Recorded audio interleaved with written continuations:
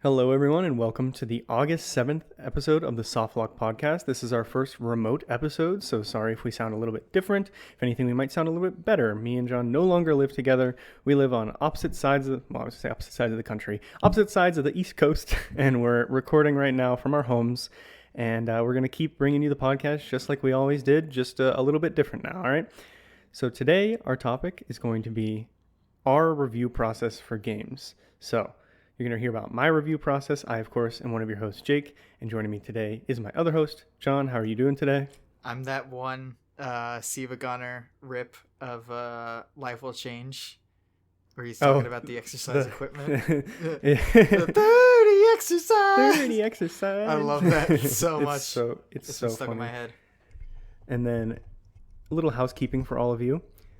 Just want to remind you that we are on Instagram at SoftlockPod. We're on YouTube at SoftlockPod. And starting today, we are on TikTok at SoftlockPod as well. So you can expect to see there's pretty much the same type of reel videos we've been doing for the podcast up on TikTok. But we're also going to be trying to experiment with a few other, just trends, short form videos on TikTok. We're trying to grow the audience a little bit, and it seems like a really good platform to do that on. Another update. A long time ago, right when we started the podcast on Instagram, we put out a poll asking you to send in suggestions for topics or discussion questions. And we're pretty much hitting the end of the well on that one. So look out sometime this week on Instagram for another poll. We're going to be asking you to send in topic suggestions for things you'd like us to hear us talk about on a full episode, or discussion questions that we can just kind of bang out as a little segment on the show. Enough about that, enough about housekeeping. Let's just kind of get into the show. We took a brief hiatus. I think we're only a little bit late from whenever we would normally have the episode up on, so sorry about that. But like I said, me and Jonathan finished our master's degrees. We're officially real adults who are off on our own trying to figure out what's going on. So how's that been for you, Jonathan? I'm so sleepy. I'm so tired. I am as well. I feel like I've been so much more busy now that I don't have a job or school than I ever was when I was still in classes. Is that like the same for you, or what are you up to? No, I'm devoid of things going on, but I mean, I'm taking this month. I have I've had long-standing plans for this month for a while, so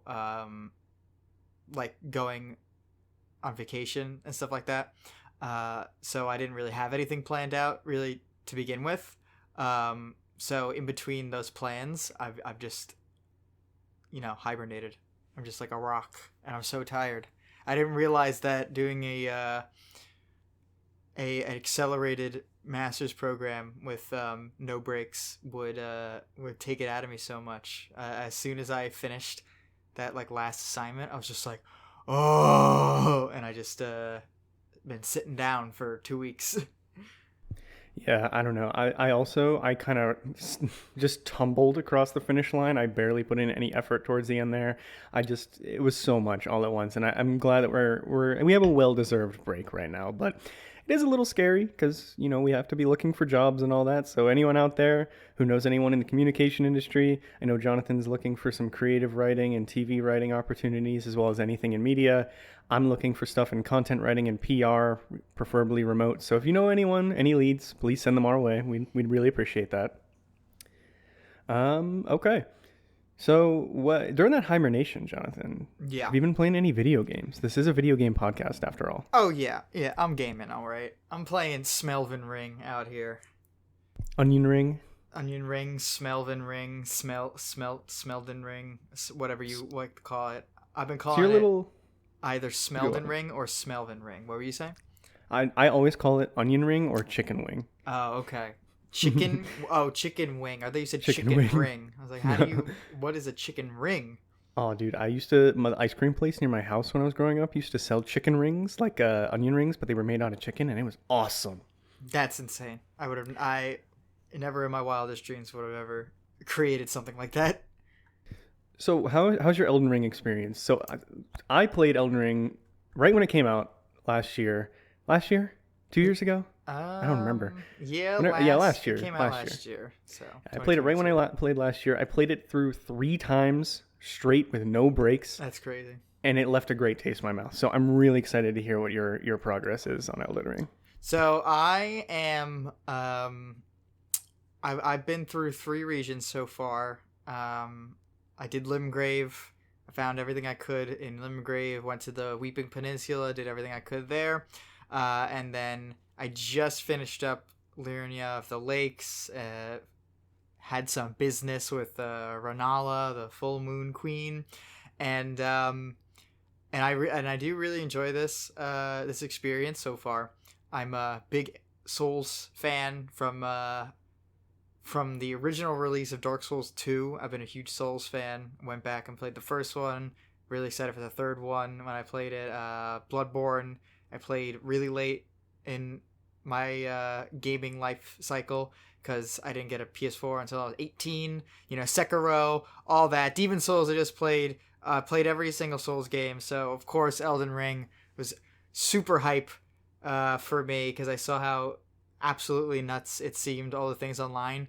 And I'm kind of waiting for it to get nuts. It's been very reserved so far, surprisingly. And I was like wondering why that is, and then I saw something on a Reddit post. It was like on r/ like shitty Dark Souls or something like that, which is the shit post Dark Souls thing. And As it was you do. like, yeah, as you do. And it was something like, it was like me playing through Elden Ring the first time. This is the greatest game I've ever played in my life. Me beginning Elden Ring the second time. Oh man, I really hope I get to the good parts soon. So it seems like apparently the early game is not that stunning compared to the late game. So I'm kind of waiting for some late game shenanigans to start happening because early game is pretty fantastic, but it's not like blowing me out of the water like I was anticipating it to. Some things have. There's definitely been a lot of experiences where I've been like, oh, what the hell? Or something. And I was just like floored. But Did the lobsters literally blow you out of the water? Actually, no. The crabs actually kicked my ass. I kind of steer clear of the lobsters because they kind of freaked me out. What did blow me out of the water was the first time I went into a catacomb. I went into the Fringe Folk Heroes grave, which is the first, which is the first catacomb in the game. If you have a stone sword key, which of course I took that as my starting gift, and I went there, and the first thing I was playing with headphones on in my dark room. And the soundtrack was all scary. I was like, what is going on? And then I see that giant trap on wheels rushing through a hallway, and I thought to myself, what is going on? I was legitimately like, I think for the first 5 hours of my playtime in Elden Ring, I was like, I had a frown on my face, but not like in a bad way, in like I'm stressed out in real life because I'm so like, this is like insane. And then I stopped kind of feeling that for a while, and I haven't really felt that. I felt it in waves here and there, but I haven't really felt it consistently. But I can see there's definitely a lull after Limgrave if you decide to go towards Liurnia instead of Caelid.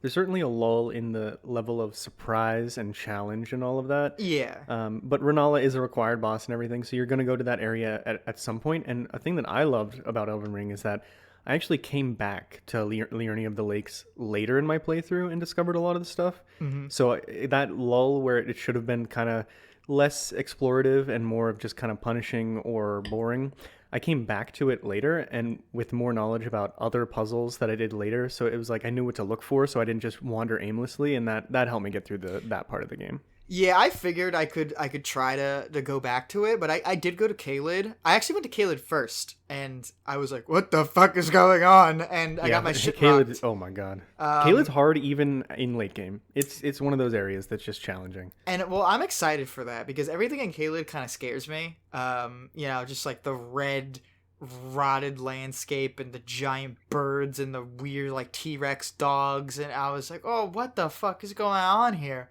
Yeah, you wander like 10 feet in the wrong direction from Limgrave, and then the music gets all distorted and crazy, and everything turns red. You're like, I don't think I'm supposed to be here. But I really do. I want to go back, but I'm just not leveled enough right now. I don't really have that much good gear, so I was like, all right, let me save myself the frustration, because I also heard that Caelid can be sullied in people's minds if you try to tackle it too early. So I was like, let me not try to hate the game, and let me just do Lyrian of the Lakes. And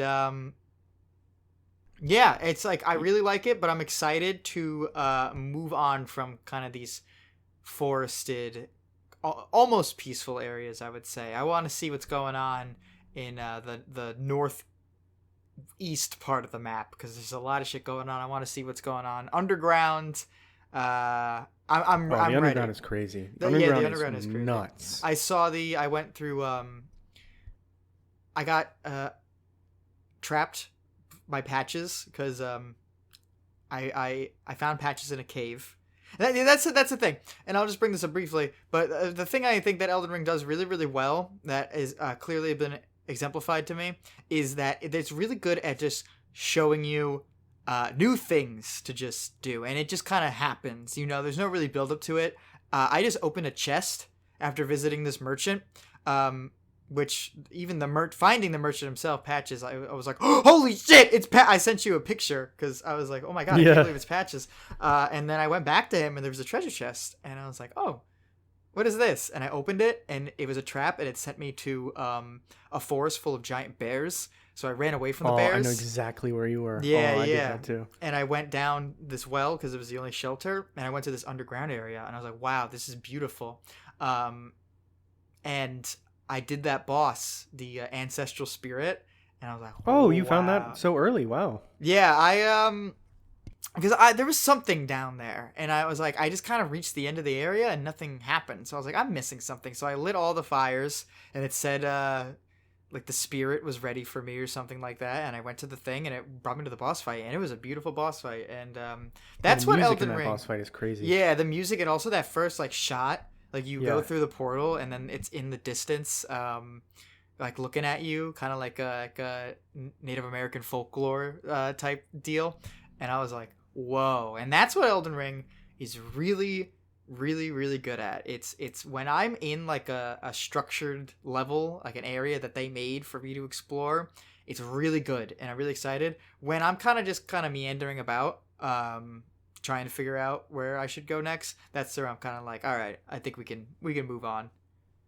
Yeah, I remember I wrote a review for Elden Ring, like a full scale one back in the day, and one of my notes was that every single designed area is some of the best level design I've seen in any of the Souls games I've played, or any game I've played, period. Yeah. But even in that, the open world is designed like that. So even though it's an open world and it can be kind of boring and empty, it's still designed in a way that guides you to the stuff they want you to see. And there's a lot of that stuff everywhere. So you're never going too long of just wandering without seeing anything cool. Yeah, that's true. All right. Well, I'm excited to hear about your Elden Ring progress as you go on, because like you already noted, the next half of the game, you're not quite halfway, but the next bit of the game is probably some of the best, and it gets especially nutty once you start exploring the underground. So yeah, I want to hear your progress. I'm 20 hours in, which is kind of a shock. That there's really so much content. And it hasn't gotten, and I supposedly have not gotten to the good part yet. So I'm like, well, okay, like I'm ready for it. I'm excited. So I'll probably give an update on the next episode, presuming I don't beat it within that time, which I would be surprised if I did. Well, I know how you are, and you're going to want to do everything, and that means that you're going to have to fight Melania at some point, so you will not beat it by the next episode, just so you know. Yeah, that's true. I know you've seen all the memes about her. She is that hard. I have seen all the memes about her, and I'm trying to think, because every Souls game I played, I've like gotten into. I've become the expert again. I gotta bring that up. The expert. And I think I feel confident that I can steamroll through Dark Souls 1 and no, Dark Souls 3, and 1 gives me a run for my money because it's a little clunky. But I played so much of 2 and 3 that I feel like I can steamroll through it. But every time I think of Melania, I think of Orphan of Cause. No matter how much I play Bloodborne, Orphan of Cause always gives me a run for my money. And I just can't figure that guy out for the life of me. And every time I beat him like 3 times. It's always like, I don't know how I did that. You never expect it. But that's enough of that. What have you been playing? I have been playing Super Mario Brothers 3. And let me tell you. Is that the only game you've been playing? It's the only game I've been playing. That's insane. Since the last episode, I have played a few other small games, and I've also been still plugging away at Persona 3. But my main game, like I'm sitting down to game right now, has been Super Mario Brothers 3. One, because I've been so busy with this move and setting up my new apartment and getting used to job hunting and all that, that I haven't had a lot of time to just like sit down and play games. But the other reason is that me, you, and our roommates, before we moved out, we started playing Super Mario All Stars on the Wii, not the SNES version. Well, it's the same game, but you know. And I wanted to get through the trilogy because back in the day, I know that I beat Super Mario Brothers 3 as a like 12-year-old, and then I always got pretty far in Mario World, and I barely scratched the surface of 1 and 2 when I was younger. So I just wanted to finally put a nail in that coffin. Beat Super Mario Brothers 1. I think I talked about that in the last episode. Kind of gave up on Mario 2. I'm going to go back to it, but I really wasn't vibing with it. But then Mario 3, I have so much nostalgia for. I remember loving it so much as a kid, but what I don't remember is how the fuck did I beat this hard ass game as a 12-year-old kid? Because this game is so tough. I don't know what it is. It's pretty crazy. I have been stuck on World 8 for 2 weeks now. I cannot get past World 8. Well, here's the question: Are you like hitting a wall? Are you dying and hitting a wall and then being like fuck this and then like, putting it away? Or are you just like failing, getting game over after game over, and keeping trying? Because I also had that thought of how I beat some of the like those games when I was younger, and I realized I literally just kept doing it like for hours upon hours until I did it. I mean, that's what the other day, I finally took a day off and I was just sitting there and all I did all day was play World 8 of Mario 3 for like 4 hours. And I'd get to a part, die. This game might be the first game in years that has given me gamer rage. I was like screaming in my apartment. I felt so bad for my neighbors that I just like, there's these levels in World 8 that are like sides or auto-scrolling tank levels, and they're cool. They're cool. They're actually really good, but they're just repetitive, and you kind of have to get into the zone. There's no way to like memorize it because it goes so fast. You just kind of have to feel it. And it's me, whenever I play games like this, I excel whenever I can like memorize like, okay, there's gonna be a piranha plant up there, so I need to wait for a couple seconds so I can get the timing right, or I know there's an invisible block right here. Like you can't memorize it when the auto scroller is so fast and there's so many things coming at you, so you just have to be good. And apparently I'm not very good. Really, I'm not very... But there's also, after you get through all those challenging levels, and thank God you don't have to replay them once you beat them, then you actually get to the world where there's real levels, and the real levels are the hardest ones in the game, and they give you a lot of tanukis leading up to it, so you have like this benefit going in, but the levels ramp up as they go, so they get even harder as you're playing them, and it just, I love it.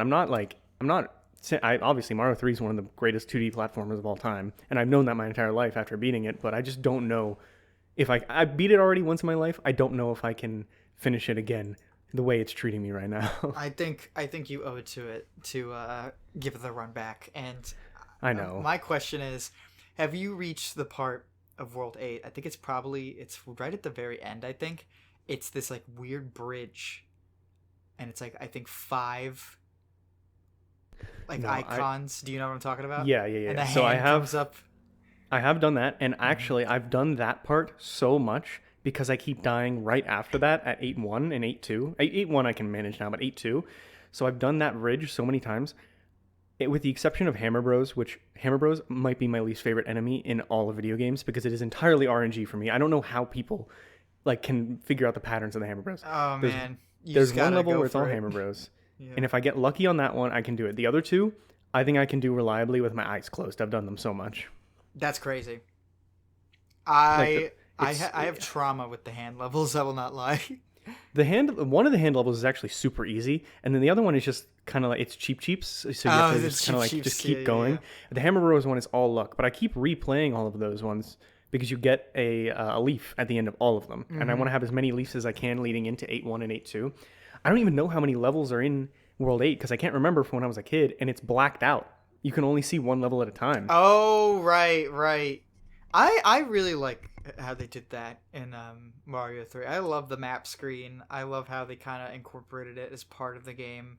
And even if it is underutilized, like it only really matters in World 8 where they do some like funky shit like that. I love it. I love that map screen, man. Yeah, it is one of the best, and I like what they've done with like 3D World and all that, where they make it a lot more interactive. But it's just I don't know. It was cooler because it was like it was barely interactive. So when there was something there, it was special. Now it's Hmm. just like I don't even know. And then I just get a Yeah. couple coins for running around and hitting things. I don't know. Yeah, get a couple coins, find Captain Toad or something. Yeah. But yeah, I'm gonna finish it. I'm like I want to move on to play other games, but I every time I sit down at my TV and I boot up my PS5 to like play, I'm thinking of playing Shadow of the Colossus and a couple other games, Mm. and I'm like but I gotta finish Mario 3, and then I jump in there and I get so mad I don't know what to do. Oh man, I love Shadow of the Colossus. That one's really short. I think I've beaten it like 7 times trying to unlock everything. I know it's my shit, but I've just never gotten around to it. I'm gonna play the Blue Point remake, and I know I'm gonna love it. So Yeah, I'll probably talk about that on the next episode, it's good, clean unless I'm fun still that stuck on one. Mario 3. I you might need to hire a professional. Oh yeah. Yeah, I don't know. I I think don't know who that be, but you gotta I think hire I'll get through somebody. it. Yeah, I think I'll get through it. Unless you want to come beat it for me, that'd be great. yeah. Just install Parsec up on your Wii somehow. I'm sure we could do it. People still use Parsec. I don't know. I don't even know if half the people listening even know what that is. That's true. And All I'm right. not gonna explain it. So let's just Yeah, move I'm not on. either. Let's move on. So before we get into the topic of the show, we're gonna use up one of our last audience write-ins for our show. Now, this one comes from Sammy from Miami on Instagram, who's written in a couple times so far, and he wrote this in as a topic for the show, but we thought it would fit better as just a quick little rapid fire discussion. So the question is, what video game world would you want to live in? Tell me why the first thing that came to my mind is The Last of Us. I That's don't know. insane. That's not actually my answer, but whenever I was like trying to think about it, I was like, yeah, I could live in The Last of Us, live in one of those QZs. I think it'll be okay. I'd be so miserable. Yeah, that But would my suck. actual answer, I've always answered this for this question my whole life, is that I'd love to live in the Pokemon world. All right. When I was young, I wanted Pokemon to be real so bad. I don't know how to explain it. Like, I don't know why I thought about this so often, but I did. I wanted Pokemon to exist in the real world more than anything. So I anytime, also go want for it. that. Yeah, so anytime Pokemon Company would advertise like those living Pikachu, it moves and talks, or like when Pokemon Go came out, I was a little bit older, but I was still had that fantasy. I was like, this is it. This is what I've always wanted. And so I would love to live in Pokemon. And my favorite region, not my favorite games or generation or anything, but my favorite region is the Sword and Shield region, the Galar region, which is based Oh off the yeah. UK. I love that one so much. Like, don't get me wrong. I love the way Sinnoh is laid out. I love that Black and White is laid out like America, and it has dope cities and everything. But something about the Galar region, just because it was so open and there was so many giant cities in there, and everything was kind of steampunk-ish. I would love to just live in that world with Pokemon and just like have a buddy, Pikachu. I don't know. I don't even know what my buddy would be. I just want a Pokemon. That's my answer. Yeah, I would like a little Torchic, just like put on my desk and he just sits Burn your there. house down. Yeah, well, okay, and I was gonna say that the living in the Pokemon universe, if Pokemon were real, that'd be kind of fucked up for like all the humans that are living there, cause like there's too many of those Pokemon out there, and they're too strong for Yeah, I mean, their you own think about good. it now. It's like tigers and like lions or rhinos. All these dangerous animals live out there, but they don't shoot lightning and fire, so That's we can true. manage them. I thought about that. I was like, I made a video a really long time ago for an internship once where I talked about electric eels, and I think about electric eels. That's awesome. Yeah, yeah, and I think about how they are like the only things that can do that, and it's such an insane ability. It's like literally, it feels like a fantasy ability. It's just like this eel just produces and discharges electricity as a defense mechanism, and it's just like Okay, what? I've never looked into electric eels. Do they actually make electricity, or is it like some kind of like bio sting or something? Is it actual electricity? It's electricity. What? They generate electricity, and part of this video was me doing research on it. It was like a little goofy on our Planet Earth video, and they have an organ in their body. I think it's called like the sax organ, and I think it either it's been a while since I did this, and I think it either interacts with like ions and like other organs within it, and it generates electricity in I think a similar manner to modern batteries. I think that's what I read. So That's nuts. they produce electricity energy just like how we produce, just like how batteries do it. And it's completely insane. And another thing about electric eels, because I was always wondering, because that's like a little fucked up, you know? Like if I get into a tussle with an animal, like a tiger, I can kind of like, you know, see what it's gonna do. Like it bites me, and I'm like, oh, it's gonna bite me, and then it bit me, and then, you know, I can react. Electric eels, like you can't see electricity. If you're in the water with the electric eel, it just starts going, and then you just seize up, and then that's it. It's like, what? Like that's a little fucked up to me. And I found out that I was like, how do they put them into captivity? Then if they're like that dangerous, they'll just like quarantine them. They'll like find one in the water and then somehow like section it off from like everything else, and then let it discharge until it runs out of battery, and then they'll just pick it up and That's put it awesome. in. And that's how they do drain it. Yeah, they drain its little organ, and then they put it away. And I think about that a lot. Yeah, well, welcome back to the Electric Eel podcast. And Yeah. no, we have to Science with Jonathan should be a segment we do. But what is your video game world you'd like to live in? So I was thinking about this, and I was like, oh man, what if I don't want to pick something really basic as Animal Crossing, because that's like, yeah, it's a no-brainer, right? Yeah, absolutely. I kind of wanted to think outside the box, but I thought about it. Every video game world is kind of fucked up because there has to be some type of conflict, and I don't want to, like, why would I live in a world where there's some type of like horrible conflict that's about to happen? Like even in Monster Hunter, I was like, oh, you know what, Monster Hunter is pretty lighthearted. You know, like there's hunters, but no one really dies or anything like that. Yeah, It's kind I of thought like, about Monster Hunter World. I was like, I'd love to live on one of those like docks, the pier things, and just be like a merchant or something. But then I remember all the horrible events and like giant monsters that threaten to wipe out civilization. Like, yeah, like the game is pretty lighthearted in how it deals with all those subjects. Like, oh yeah, you know, Zora Magdaros is gonna go to the center of the island and blow up, and that's like actually the plot of Monster Hunter World. And I thought about that, and I was like, oh well, obviously it's just some guy's just gonna come in and smack it with the stick like 3,800 times, and it'll die, and then we'll be fine. But I thought about it, I'm like, that's gonna be very stressful to not be that guy, and even if you are that guy, it's a lot of pressure, you know. Yeah. So I was like, fuck it, I'll do Animal Crossing, because that is like, you know, live the rest of your life in serenity. I live on an island, I live in a town, in a city, wherever I live, with a ton of people who like me, nice weather, not a care in the world, you know. That's my one point. Is you say nice people, they're not people. They're animals. They're not people. Whoa, dude. Whoa. all right. All right. Okay. Yeah, I know they're not people, but like, I'm imagining that in my headcanon, I'm not a real person moving to a real town, and my neighbor is Pee-wee, the real gorilla. I'm imagining like a stylized version of it all, where it doesn't look so scary. Alternatively, if I wanted some excitement, because honestly, the Animal Crossing world does sound a smidge boring to live the rest of my days as, I was thinking something like very lighthearted. Like, nothing's like too bad. Kind of like MapleStory. I don't know the plot of MapleStory, but I imagine it's lighthearted. Or Fantasy Life. You know, Fantasy Life is like, there's excitement. I'm going to go out. I'm going to be like a monster hunter. And I'm going to go, like, these monsters are causing trouble. And it's like, oh, these monsters aren't actually causing trouble. They're just like stealing people's sheep, you know. It's like not that big of a deal, and you go out and you like fight some monsters and you come back and it's not a big deal. Something like that, something where I can have excitement, like fantasy excitement that is not life threatening and won't kill me. So that's my answer. All right, so you don't want to live in Silent Hill?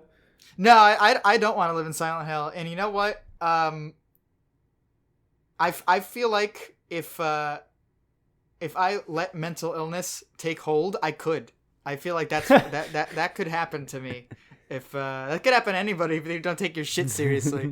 Yeah, like when you're paranoid and you look out a dark window, you be seeing things that you're like, that's Pyramid Head in the bushes right now. Yeah, but, sleep paralysis is just Silent Hill. Yeah, man. Have you ever had sleep paralysis? I have not. Thankfully, I have not, and I'm really glad that I haven't, because that sounds horrifying. But I do Sometimes when I'm like really like paranoid, because I get like paranoia like episodes sometimes, and I get really paranoid, and I let my mind wander. I think it's some spooky shit. It's not fun.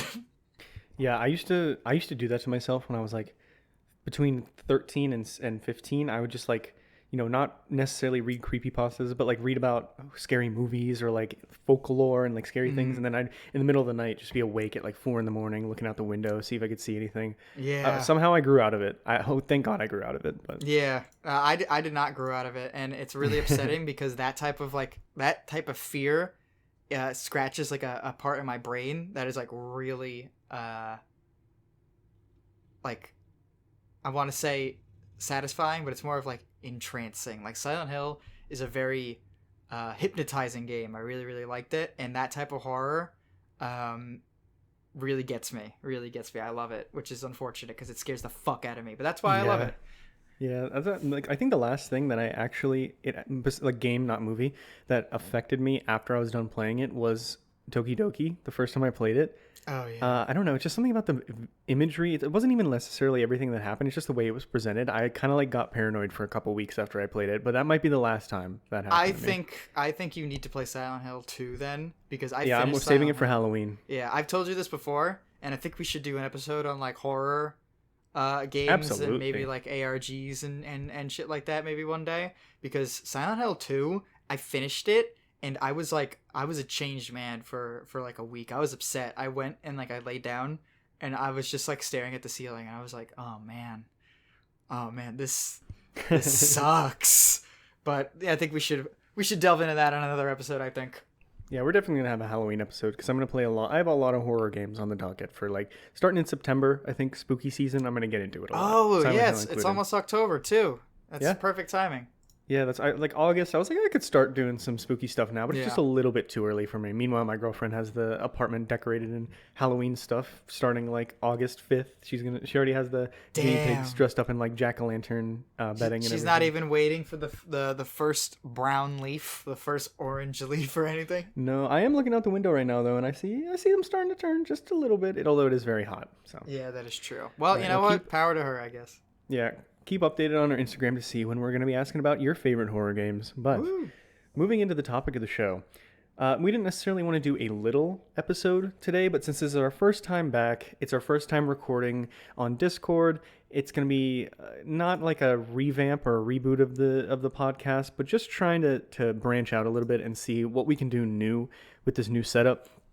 We wanted to get a very personal episode in as our like practice run for this. And so instead of talking about a deep dive into like a specific genre of game or current events or any game reviewing of a game or anything, our topic today is literally going to be breaking down our personal review processes, whatever Yeah. it is. And I And think that yeah. I think that this is it still is a good topic, even though it might be personal to us. I think everyone's a critic in their own right, especially with all these like services that let you post your reviews. And I think people's opinions on media is more important than ever because of like social media and stuff. So I think this is actually more than a personal topic. I think it's a topic that anyone can relate Oh to. yeah, Anyone who's a absolutely, of media course. enjoyer, you know. Yeah, of course. We wouldn't have done it if it was just, oh, I like this, I don't like this. Mm-hmm. But I just, we're going to be doing it from our lens, but Yeah. we want to hear, we want to hear your feedback. We want to hear what your processes are and things like that. Part of this is that I'm just going to put it out there in the beginning.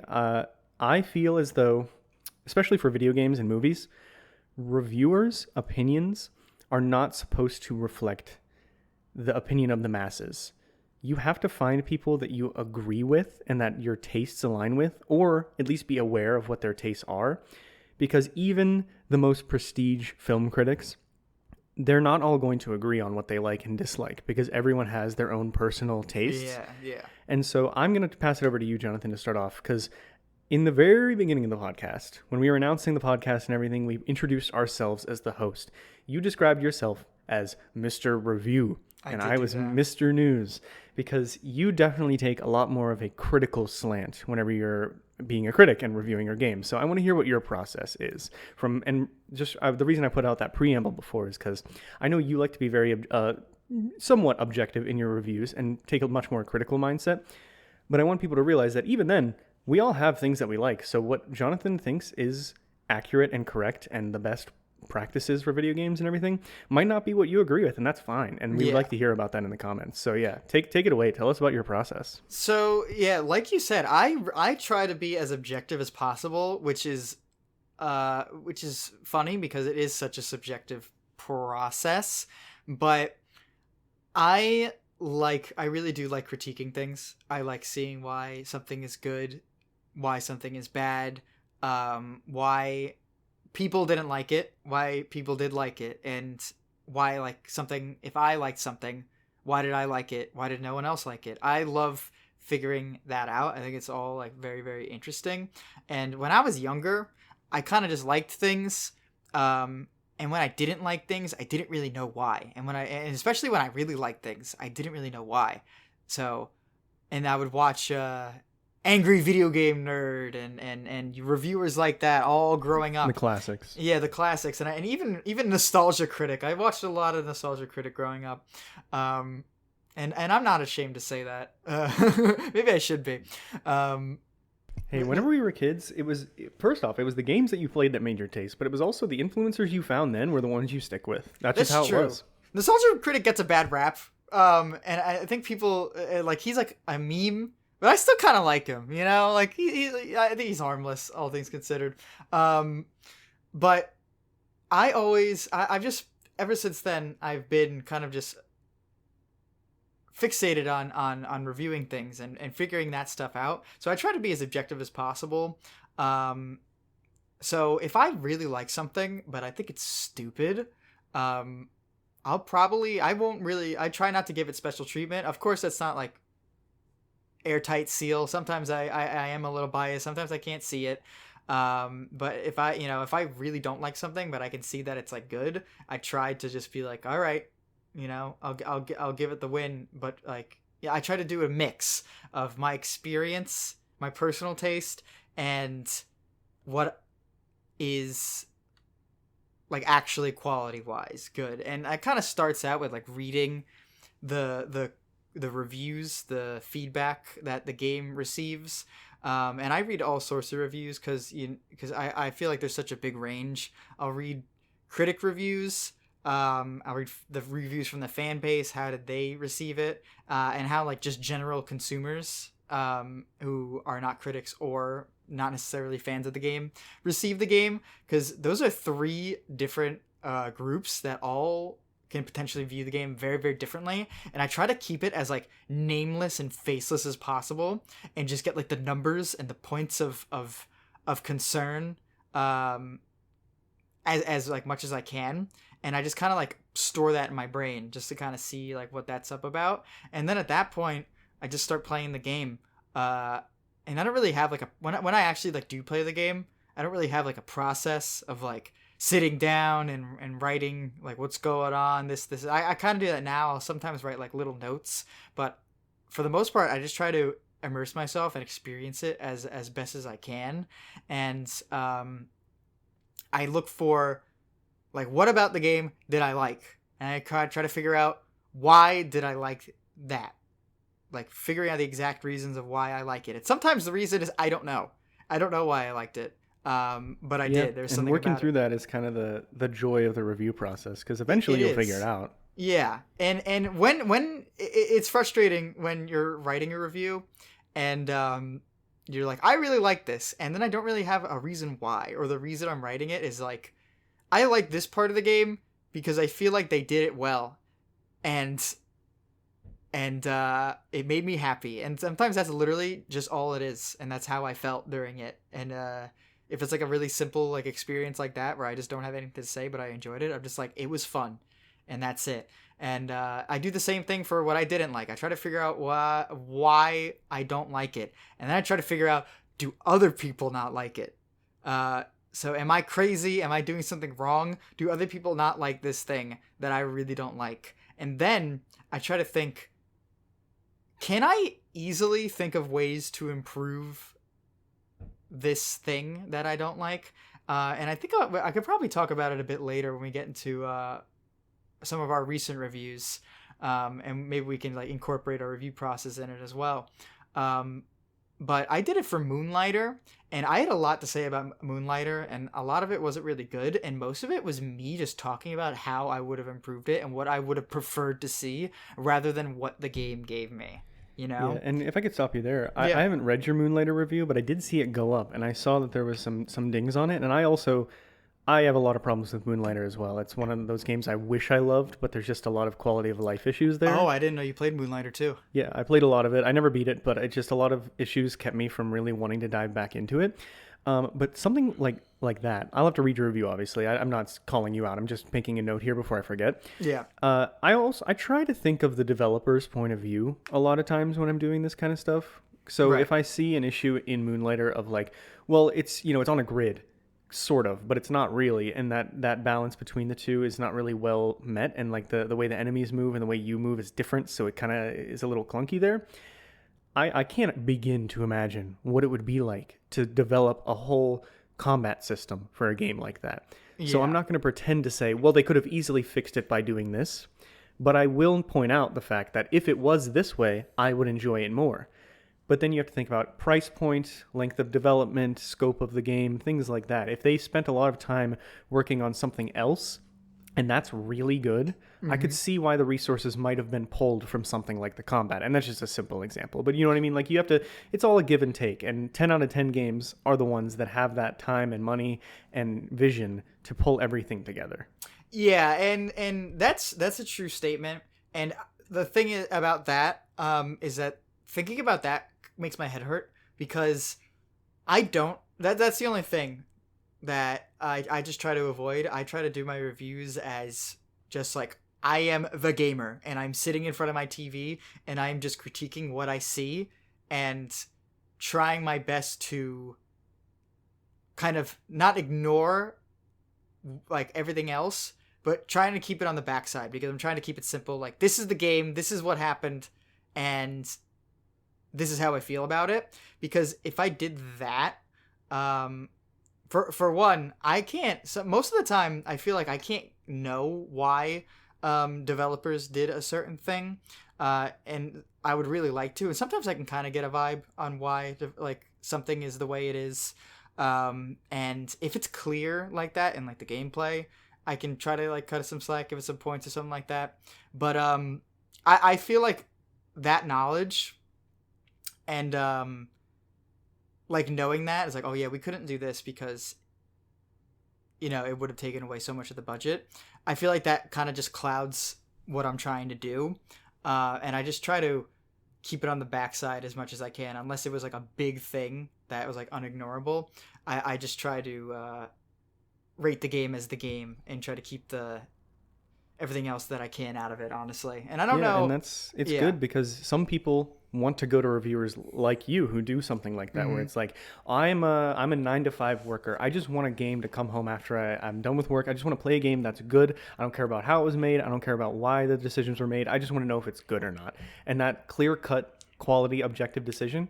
There is an audience for that, but then there's also audiences for other types of reviews, and that's why I differ on my process. I disagree Yeah. with some of the things that you do, but because your review is that, I respect it. And if I want to know an objective opinion about something, I know I can go to your GG reviews and read it and figure out, from the consumer perspective, what's going on here. And like I said, there's always something to appreciate. I just think there's different ways to do it.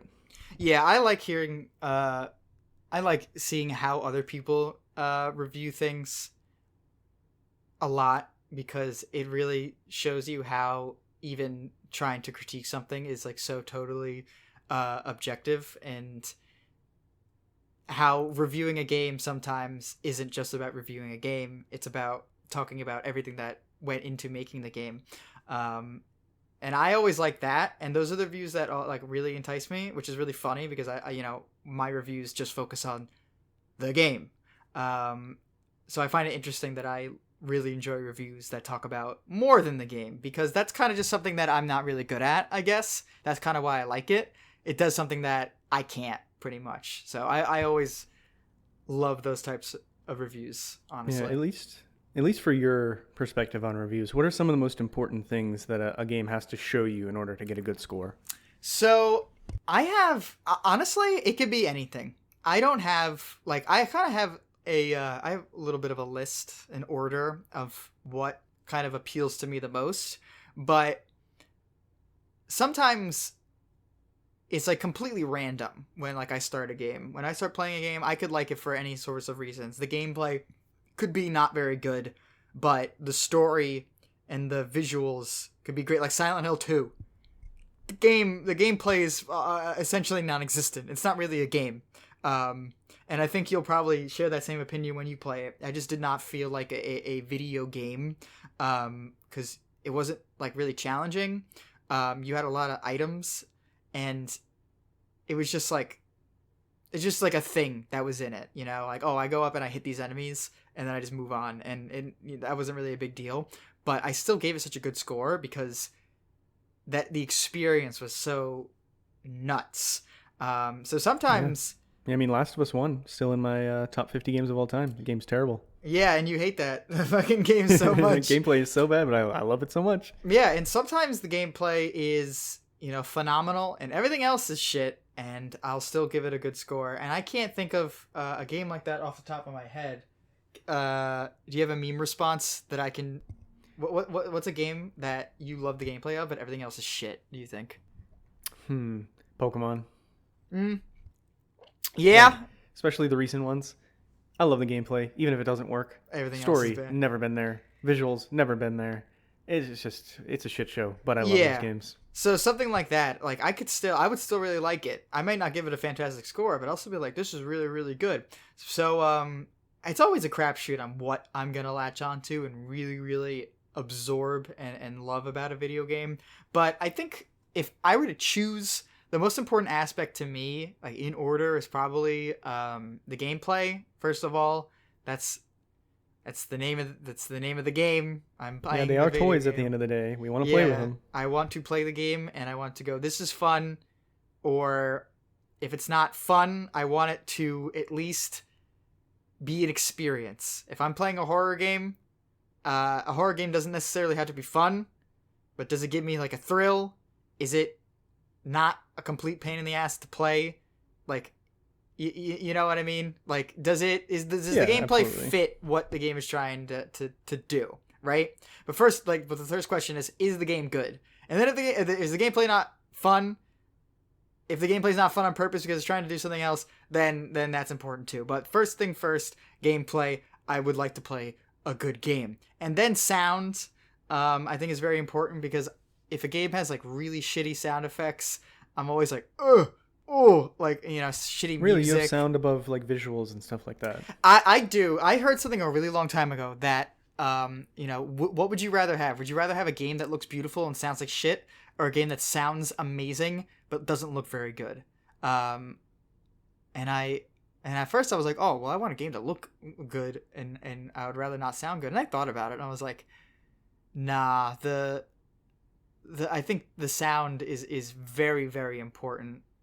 I think a soundtrack can really, like, visuals can obviously enhance a game, but I don't think visuals can make a game. And I think we've seen that many times with all these AAA games that have like the best graphics, and they're just kind of like sticks in the mud and don't really do anything and aren't very interesting. But yeah, if a game doesn't really look, you know, not stand out, blast me out of the water, but it sounds amazing, like the sound effects are fantastic, the music is great, I'm gonna remember the soundtrack. I think that's way more memorable. I think I remember a fantastic soundtrack way more than a fantastic looking game. And then at the very end, so I have visuals, which I just explained. Visuals are important because I'm literally looking at the game, but I think a lot of games don't really look very good, and I've just kind of gotten used to it, so I don't really think about it that much. I mean, some of my favorite games just look like shit. That's just, it's not the make all. It's not the end of the world. And sometimes the visuals is all a game has. Demon's Souls remake, that game, I can't believe that game is a game. Yeah, I love. I you know, that's not true. It's not all the game has. I really do like the Demon's Souls remake, but most of its like inherent quality is the fact that it looks so amazing. Demon's Souls, I don't think aged spectacularly, but they did make that game look fantastic, and I would play it again just to ponder upon it. And then finally, we got the story. and I put story at very last because there's so many games that just have weak stories, bad stories. But it's almost like I feel like video games. It almost comes with the territory that there's going to be a weak story. It's like an exception when a video game has a outstanding story, and that kind of doesn't really hold true for the modern video games, because now modern video games are becoming more like movies and stuff, and interactive experiences of a story that is intertwined with the gameplay. But for years, for decades, I want to say up until like before 2010, the story was just kind of there in video games most of the time. So it kind of just got the short end of the stick because it just kind of came with the territory. You know, when you launch a NES game and it's like the military guy and he goes, "Are you a bad enough dude to save the president?" And that's all I needed. Yeah, I mean, at least in the West, like I'm thinking things like Final Fantasy and JRPGs have always had, they've had stories. Yeah, Not all of them are very good, but I'm thinking at least in the West, I think the biggest point I can remember of like a story in a game being really good is BioShock. Yeah, BioShock. People will point to Half-Life and things like that, and they're good. Portal, obviously, but I think nowadays it's more expected in certain genres than others. Yeah. But my thing with the story is like, if you're gonna have a story, it should be good. You don't need a story in every game. Does Vampire Survivors need a story? No, it doesn't, and it doesn't have one. But games that have a story, they should be good. They should be film quality. They should be television series quality, in my opinion. Yeah, that unless it's is like a spoof. Unless it's like a spoof, yeah. But like, I'm just so used to game stories just being on the wayside, or just like more of a vessel to. No, I'm sorry, that's the wrong analogy. More of a vehicle just to be like, all right, this is why you're here now. Because even games like, I want to say, maybe this isn't a good example, like Doom, like the first Doom. Or this really wasn't. It was not like there was really much of a story. It was just like Doom guy woke up, and he was upset. He's upset that Samuel Hayden is mining that argent and opening the portal to hell, and he's gonna close it, and that's kind of all we got, and that's all we really needed, you know.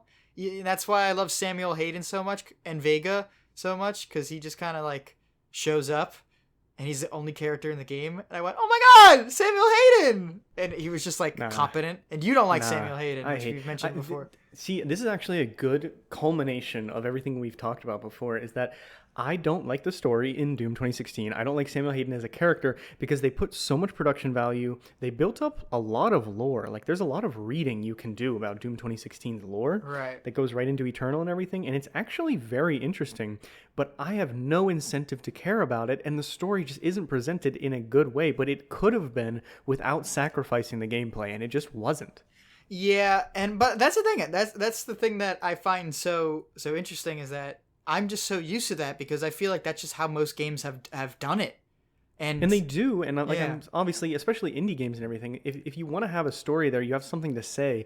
It doesn't have to be expertly voice acted or expertly written, as long as I can get the vibe of what you're going for across. But something like Doom 2016, they put all this production value into these cutscenes and all this effort into planning this lore. If you're going to do all that, why is the story itself not treated with the same care as the gameplay? Yeah. Doom 2016 does not need a story. I would have been perfectly content if that game was completely mission and level based and just was tied together with a very loose narrative, that not like a spoof like I was mentioning earlier, but just like kind of a, little lines of text of you're going to Mars now to kill demons. You're going to the moon now to kill demons. Like, that's all I needed. If you're going to put this effort into a story, it should have been all the way a good, fully realized story. I just do it or don't do it. Do it or don't do it. That's I did not realize you had such a disdain for the Doom 2016 story. I thought it was just capped off at Samuel Hayden. Well, he's like kind of the embodiment of the story. Like Wolfenstein, I think, has a really good story. I think they nailed it in Wolfenstein 1 and 2. And it's not the best story. It's obviously an action movie, but they have something to say, and they say it well. Whereas Doom, same publisher, some of the same developers, they just dropped it. Like, there's no story there. Barely anything. I think the big problem in that case, because you just compared it to Wolfenstein, and Wolfenstein has a voice protagonist and a lot of characters and people who talk to each other. Doom does not have that. Even Doom Eternal does not have that. Doom Guy does not speak. Doomslayer, sorry. Doomslayer doesn't speak. Samuel Hayden speaks to you a couple times. And then Vega, I love Vega. He's just a little guy. He's just a little guy, and then he blows up, and then you back him up on your hard drive and you put him in the back of your head like Cortana. But Yep. but yeah, so I'm used to the story just kind of being thrown to the wayside, and sometimes it's either like sometimes that could be good because sometimes your story isn't very good, and I just don't want it in my face while I'm trying to enjoy the good parts of the game. And sometimes the story can be like really fucking bad and actually get in the way of what you're trying to do. That's what I don't like it, and that can be very frustrating. And that's, I think, the worst thing a game could be is frustrating to play. If I'm getting upset while playing the game, something's wrong. Like I can be like, oh, I don't really like this game very much, but I'm not getting frustrated. If I'm getting frustrated, ooh, I'm a little upset. And I think I'll just try to kind of end off my little section with my analogy. I try to think of my video games when I play video games. I think of it like a burger. I'm bringing the burger. I knew you were going to say that. I'm bringing the burger back. I'm bringing the burger back. When you eat a burger, is the bun good? What about the burger's good? The bun, the meat, the lettuce, the tomato, the sauce. What about it is good? Is the sauce not that good? Oh, but the rest of the burger's pretty good, and it doesn't really mess with my enjoyment. Am I biting into the burger, and then it all fucking falls apart, and I gotta eat it with a fork? Oh, then I don't really like that burger. But if I'm eating that burger with the fork, and I'm still enjoying it, that might mean something, I think of it like the burger. Gameplay is the buns, sound is the other ingredients, and then, it goes on. That, you know what I'm saying? So think of your video games like a burger, because everyone eats food.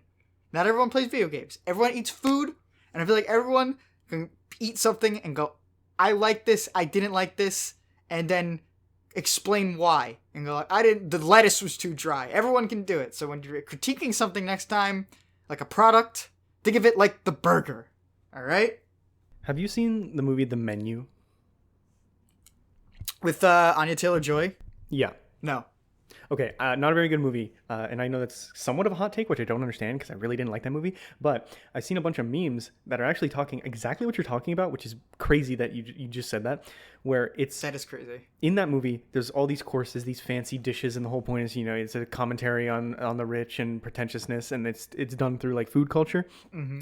And it would show, like, one of the dishes, and it's just, like, a bunch of little sauces, and that's it. There's nothing else. And it would be, like, Horizon Forbidden West and Ghost of Tsushima. And then the burger was Vampire Survivors. And it's like, right. You just sometimes simplicity is good. And I know that's not the analogy you were making, but it's just crazy that that's, like, that line that way. Because I literally saw that meme yesterday. Right. That kind of is what I'm saying, though. And I'm kind of inspired right now. I'm a little fired up.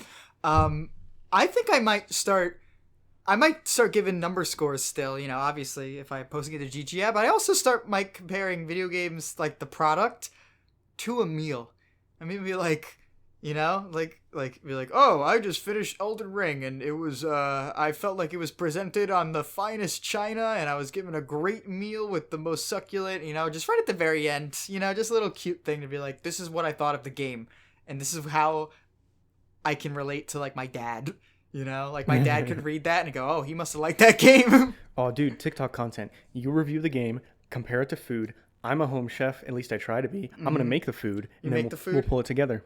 That's true. Well, that's the only problem, though. I'm not really a foodie. So I'm going to be kind of talking out my ass with the food part. Yeah, but we can make it work. But I feel like I've talked your ear off enough. I want to hear about your process. So I pointed out points of contention in our review processes and everything, but like I mentioned at the top, just because we have different processes doesn't mean I don't like your reviews. I still read them whenever they go up on GG app because I like to get that perspective. And another thing I meant to mention earlier with the perspective thing is most of the time you have to do that research that you were mentioning where you go out and find, here's the critic opinion, here's the fan's opinion, here's the common person opinion. Because a lot of times nowadays, they give the big reviews at these big outlets, IGN, GameSpot, and stuff like that. They give the reviews to fans of the series. So the person who reviewed Elden Ring for GameSpot gave it a perfect, I don't even know if they do scores, but he basically said, like, this is almost a perfect game. He's the Souls guy from GameSpot. They're not going to give the review of Gran Turismo 7 to the Kingdom Hearts guy. You know what I mean? They give it to the racing game guy. And that means that naturally those scores are going to be pulled up a little bit more.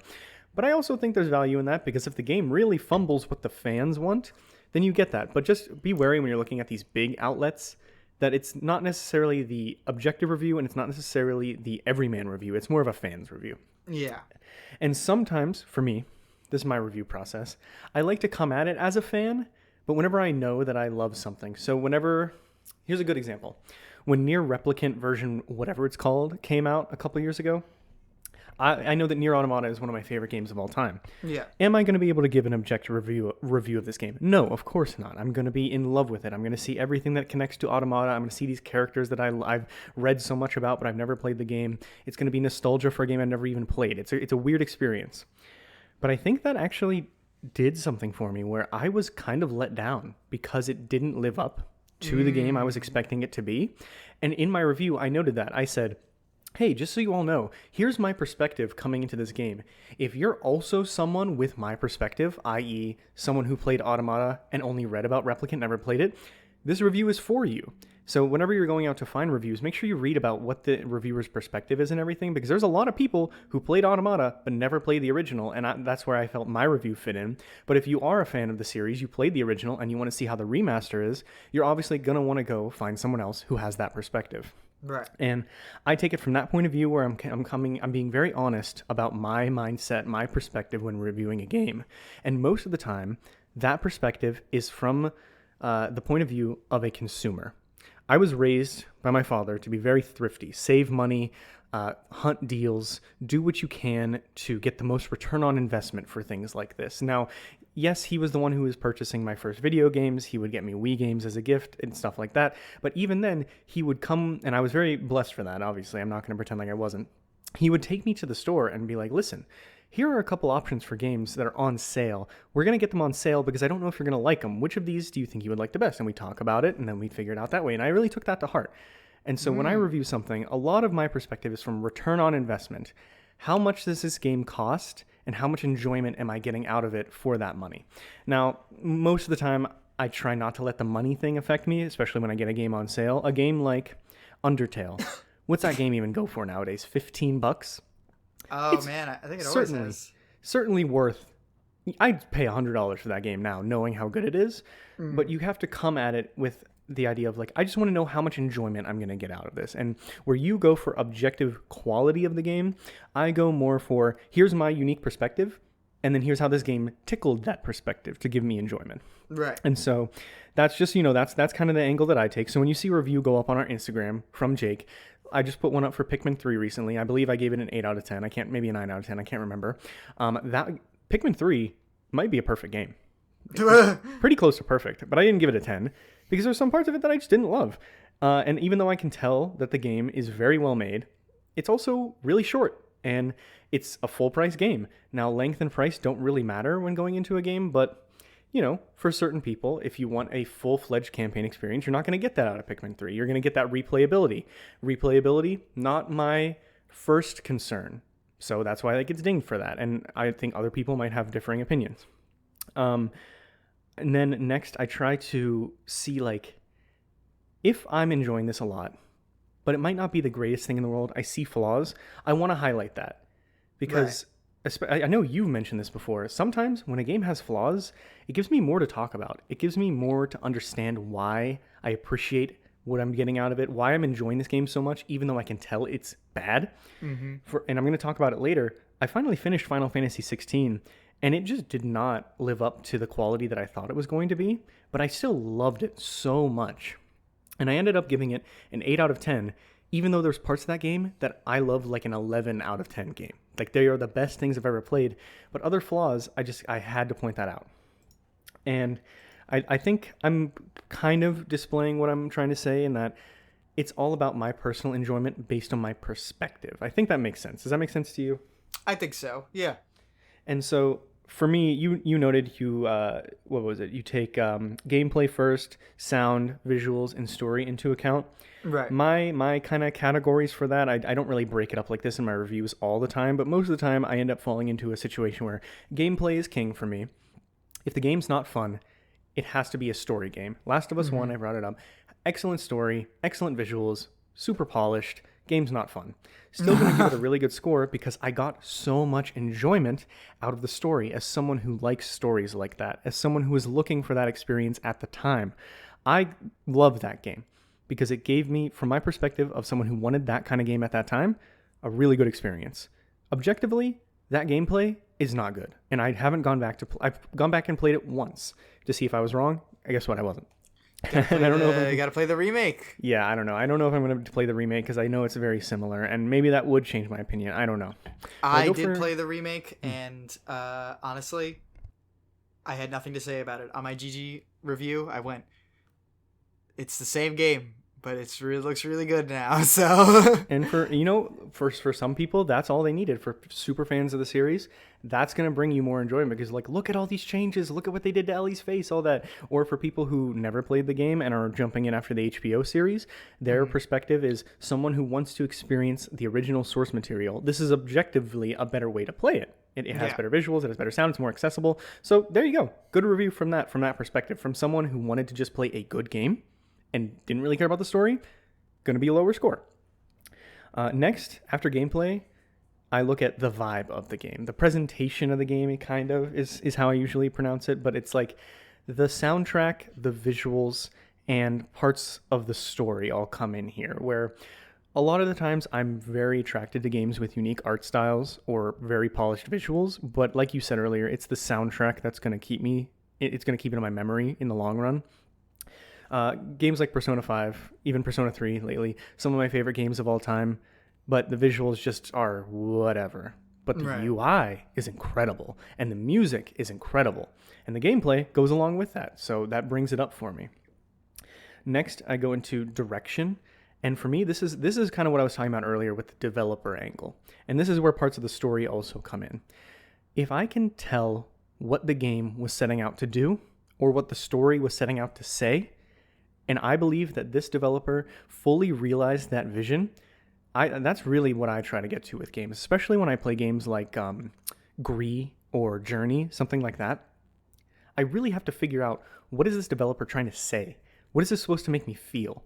Did I feel that way? How much did I feel that way? How much do I understand what they were trying to say? Stuff like that. Yeah. And for this, I'm going to bring up, again, Vampire Survivors. Woo! That game has a vision of what it wants to be, and it almost perfectly realizes that with very rudimentary pixel graphics, very good soundtrack, and little to no story. But that's okay, because that's not what the vision was. The vision was to make you feel powerful, to get you into a replayable setting, to give you that vibe of classic retro Castlevania, and it did all of those things perfectly. So that game got an incredible score from me. And then finally, polish. Right. This is where polish is not the most important thing to me, but it is, it's very important to a lot of people, so I try to note it. I think of a game like Celeste. So going through my review process we've done so far, the gameplay in Celeste is obviously incredible. It's one of the best 2D platformers of all time. It's so tight. It has such good level design.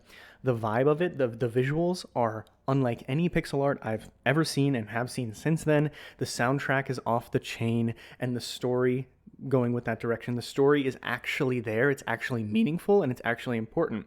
And then finally we get to polish, where that game went through a long development process to make sure that everything worked. I didn't get a single bug, but polish is more than bugs. So Tears of the Kingdom, very little glitches, very little bugs. But games like Celeste and Tears of the Kingdom, part of that polish for me is how well is the game telling me what to do or letting me do what I want to do, if that makes sense. I very much value the Souls games for this, where most of the time, their level design is their polish. The games don't look good, they don't sound good, but I'm very rarely confused as to why I died. And if I am confused as to why I died, it's because they wanted me to be confused. And when I go back the next time, they lead me in the direction. In Elden Ring, they lead me to go to an area that will show me how to solve what I need to do. And that is what I think of as polish, is how well does the game tell me or let me do what I want.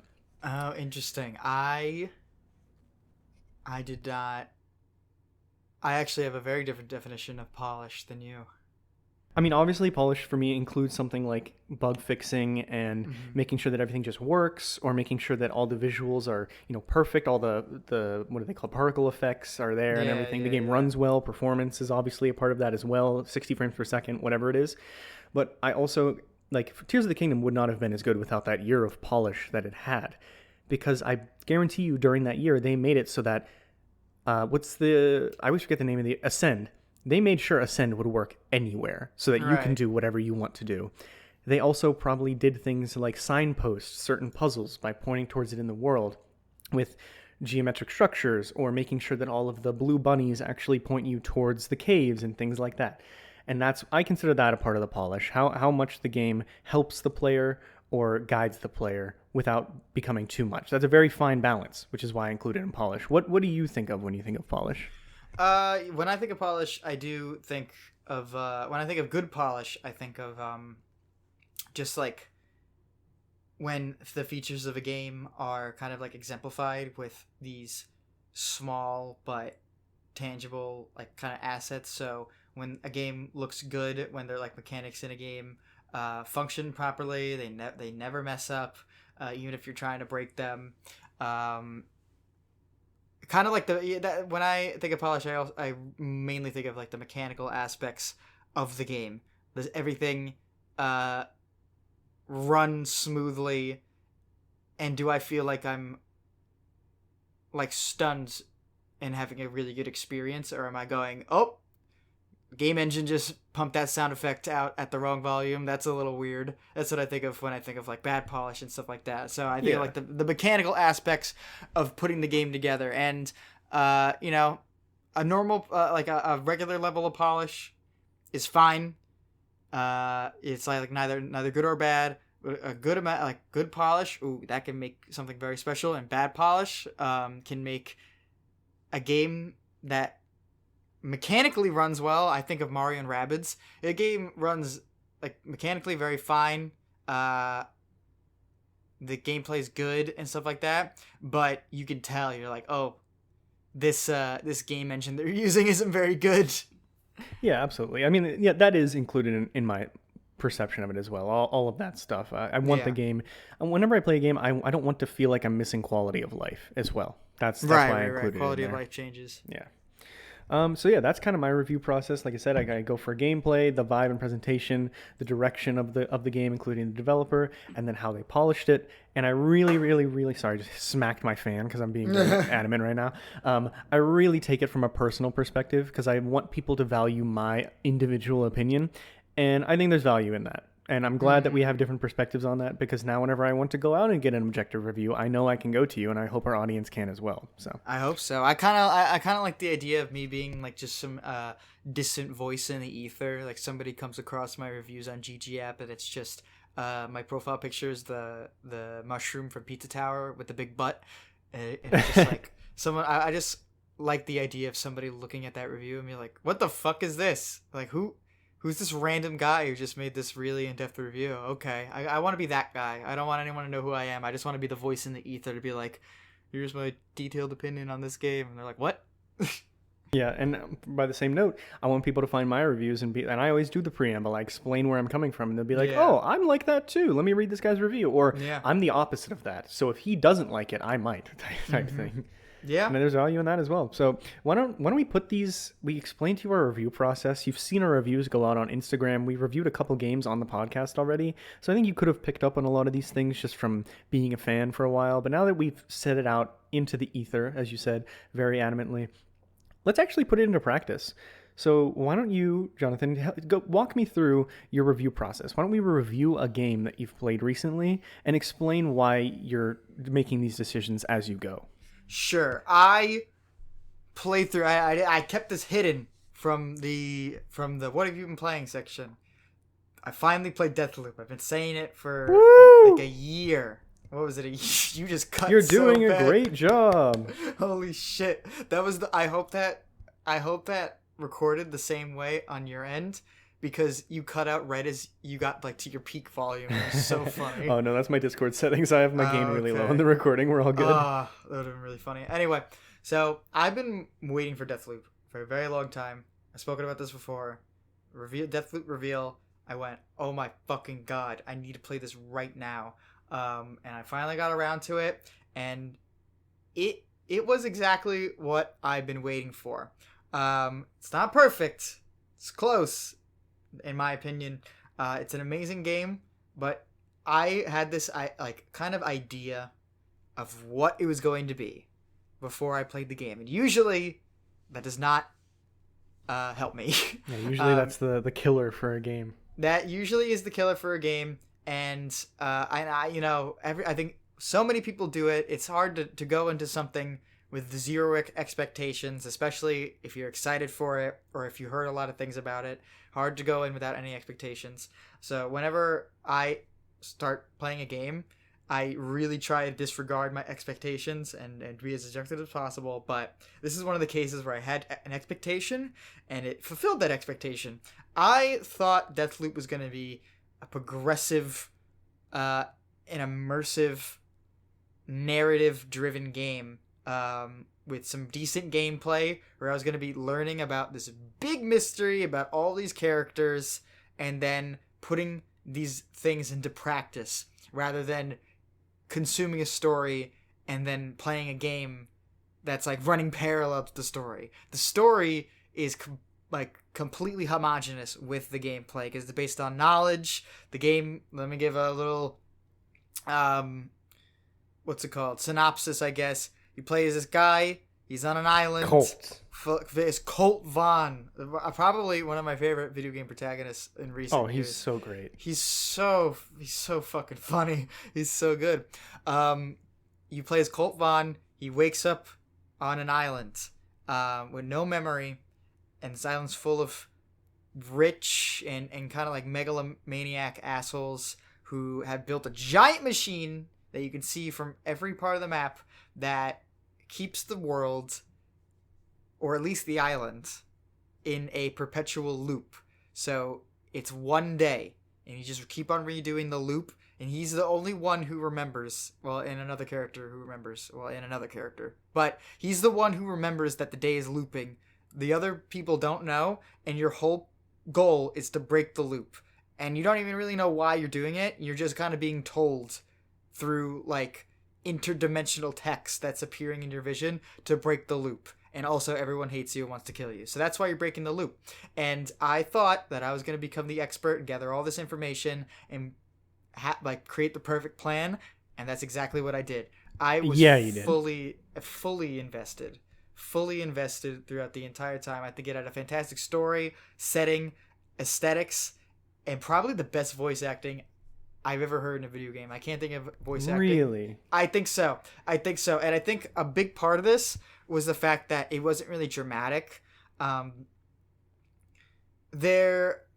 a game has dramatic voice acting, I feel like it's really easy to say that the voice acting was fantastic just because of the nature of it. Because it's like, I feel like it's pretty common to watch like a drama. This is just something I've noticed just from consuming media, but even the most melodramatic dramas still had an effect on me. So dramatic video games and dramatic voice actors don't really hit on my radar as frequently because I feel like it just comes with the territory. They just know how to do their job and they're doing it well. Deathloop is not dramatic. Deathloop is silly and strange, and the characters are weird, and you're going to hear these same voice lines over and over and over again because you're doing the same day over and over again. And I was expecting to be like, like I'm hearing this voice line again. I never did that because all the voice actors put so much work and effort into what they were saying, into these character voices, that I just adored it, especially Colt, who you're with the entire game.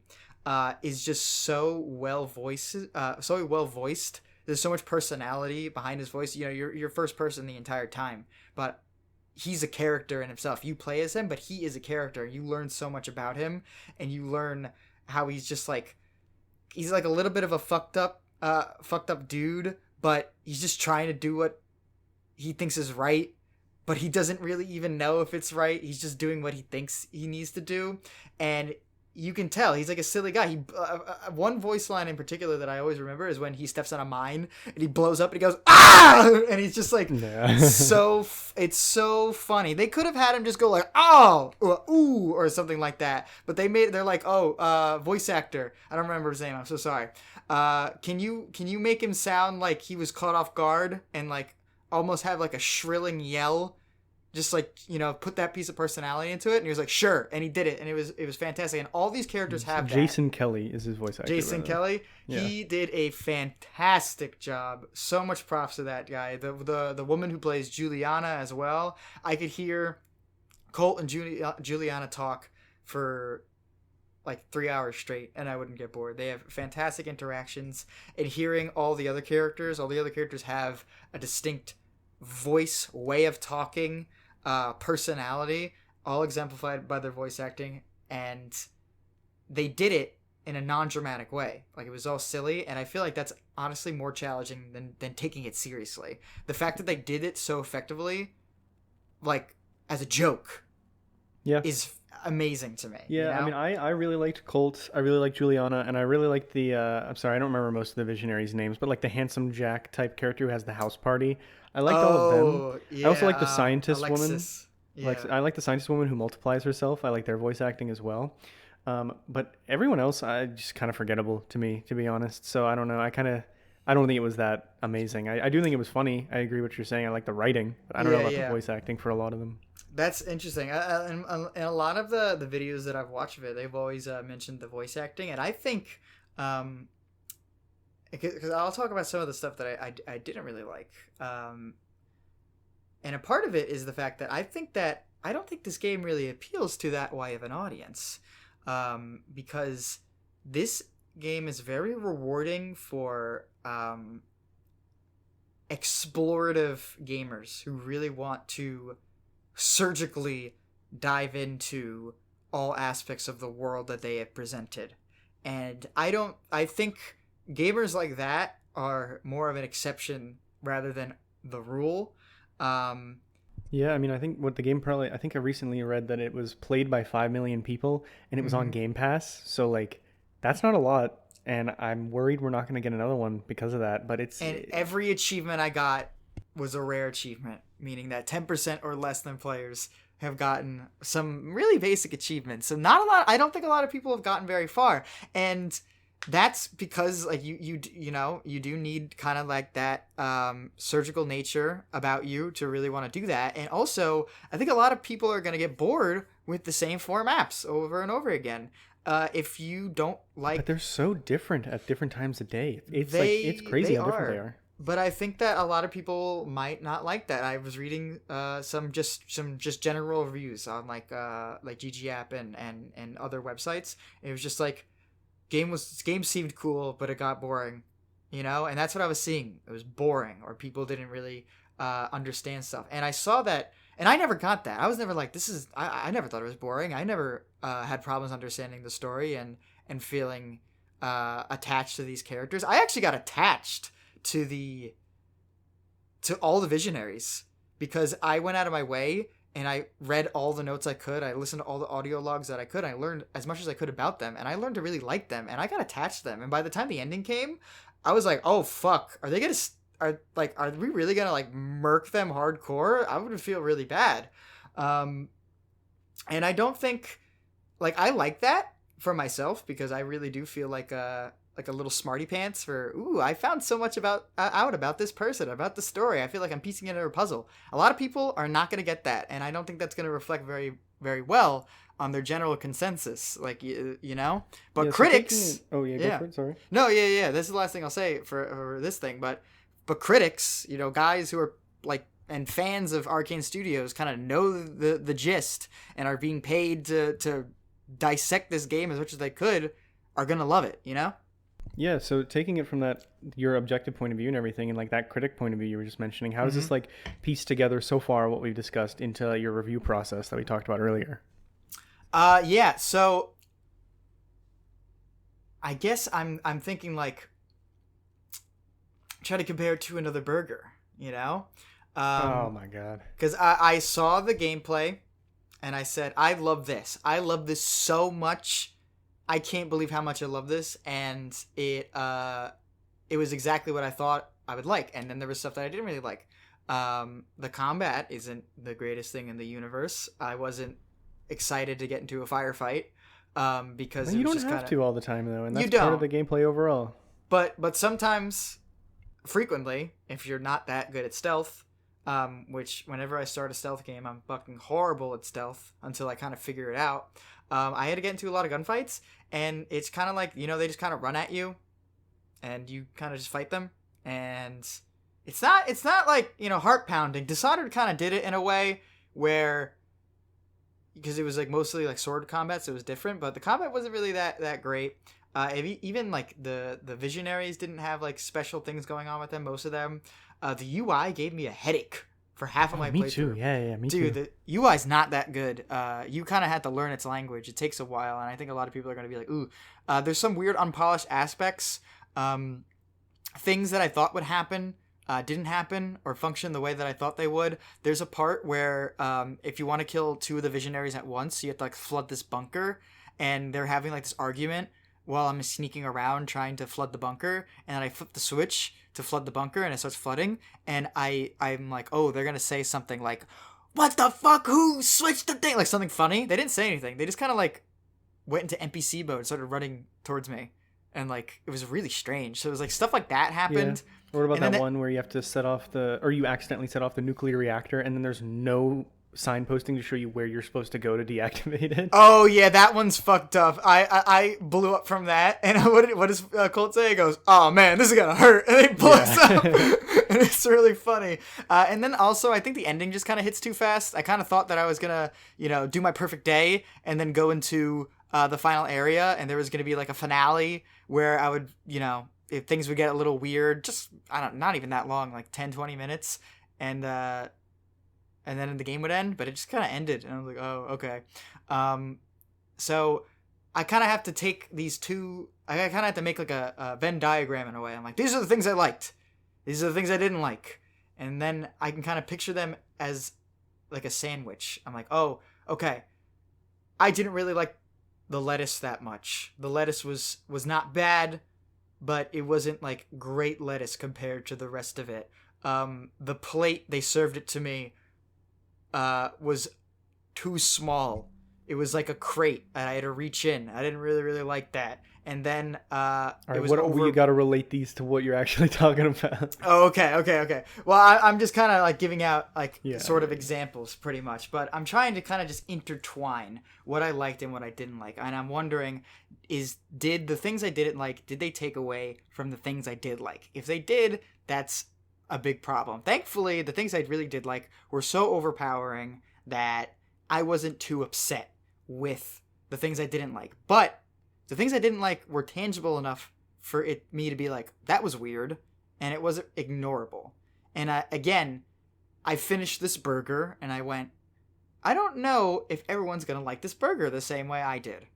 And that didn't really influence my score, but it was important to note. And at the end of the day, I gave it a 9 out of 10 because I loved it, but there was some weird stuff. The bun was a little crumbly.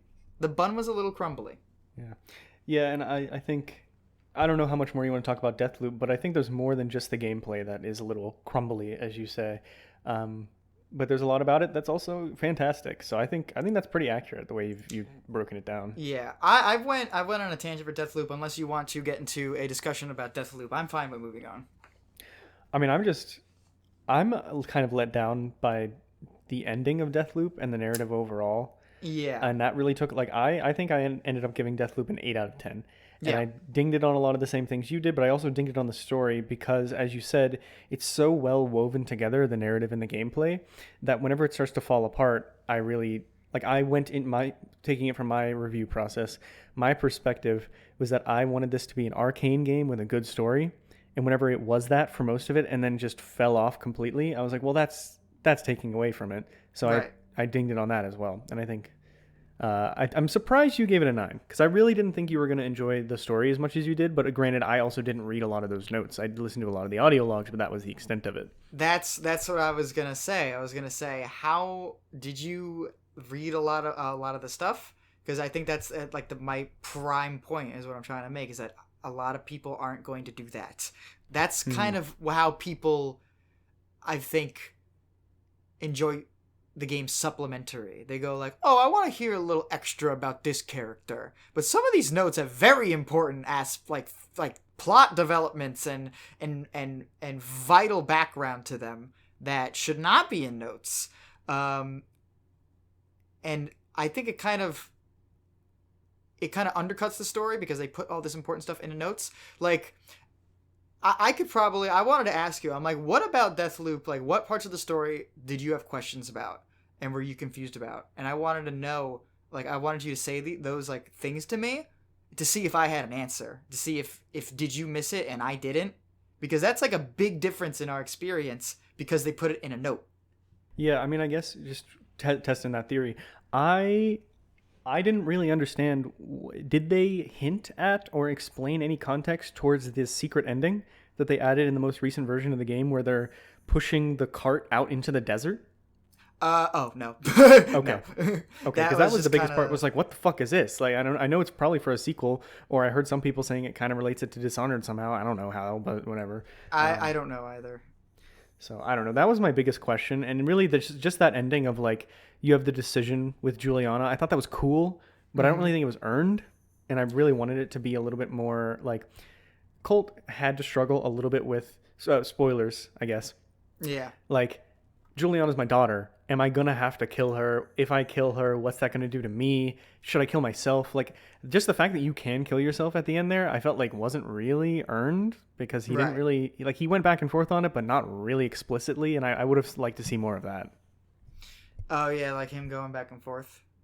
Yeah, of like, should I, like, maybe I want to keep this loop going because I want to protect my daughter or something like that. Like, you got a very little bit of that, and I wanted a little bit more. Like, the last 5 hours of the story, I'd say, and the game's not that long, so that's a decent chunk. I was like, this could have been better. Yeah, I kind of took that as him being like, he, from the very beginning, Colt was completely convinced. He was like, I'm going to break the loop. And although he had doubts and Juliana was always like harassing him, be like, do you know what's even going to happen? Like, you might break the loop and we stay dead. And he doesn't really care, or like he's a little upset, like, and worried about it, but he knows that that's what he has to do.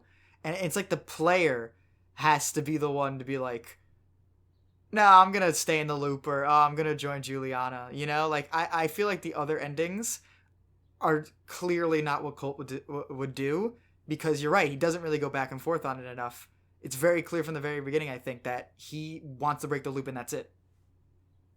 Yeah, does that kind of make sense? Yeah. I'm glad we actually finally got to have a real discussion about Deathloop, because I've been wanting to talk about it for a while. I feel like when I played it, the hype was already kind of dead, so I didn't really have a lot of stuff online to read, and none of my friends had played it, so this is good closure for me as well. Yeah, I feel kind of bad for Deathloop because I do not think it had the proper lifespan that most games of its caliber do. I don't see many people talking about it. I don't see many people playing it.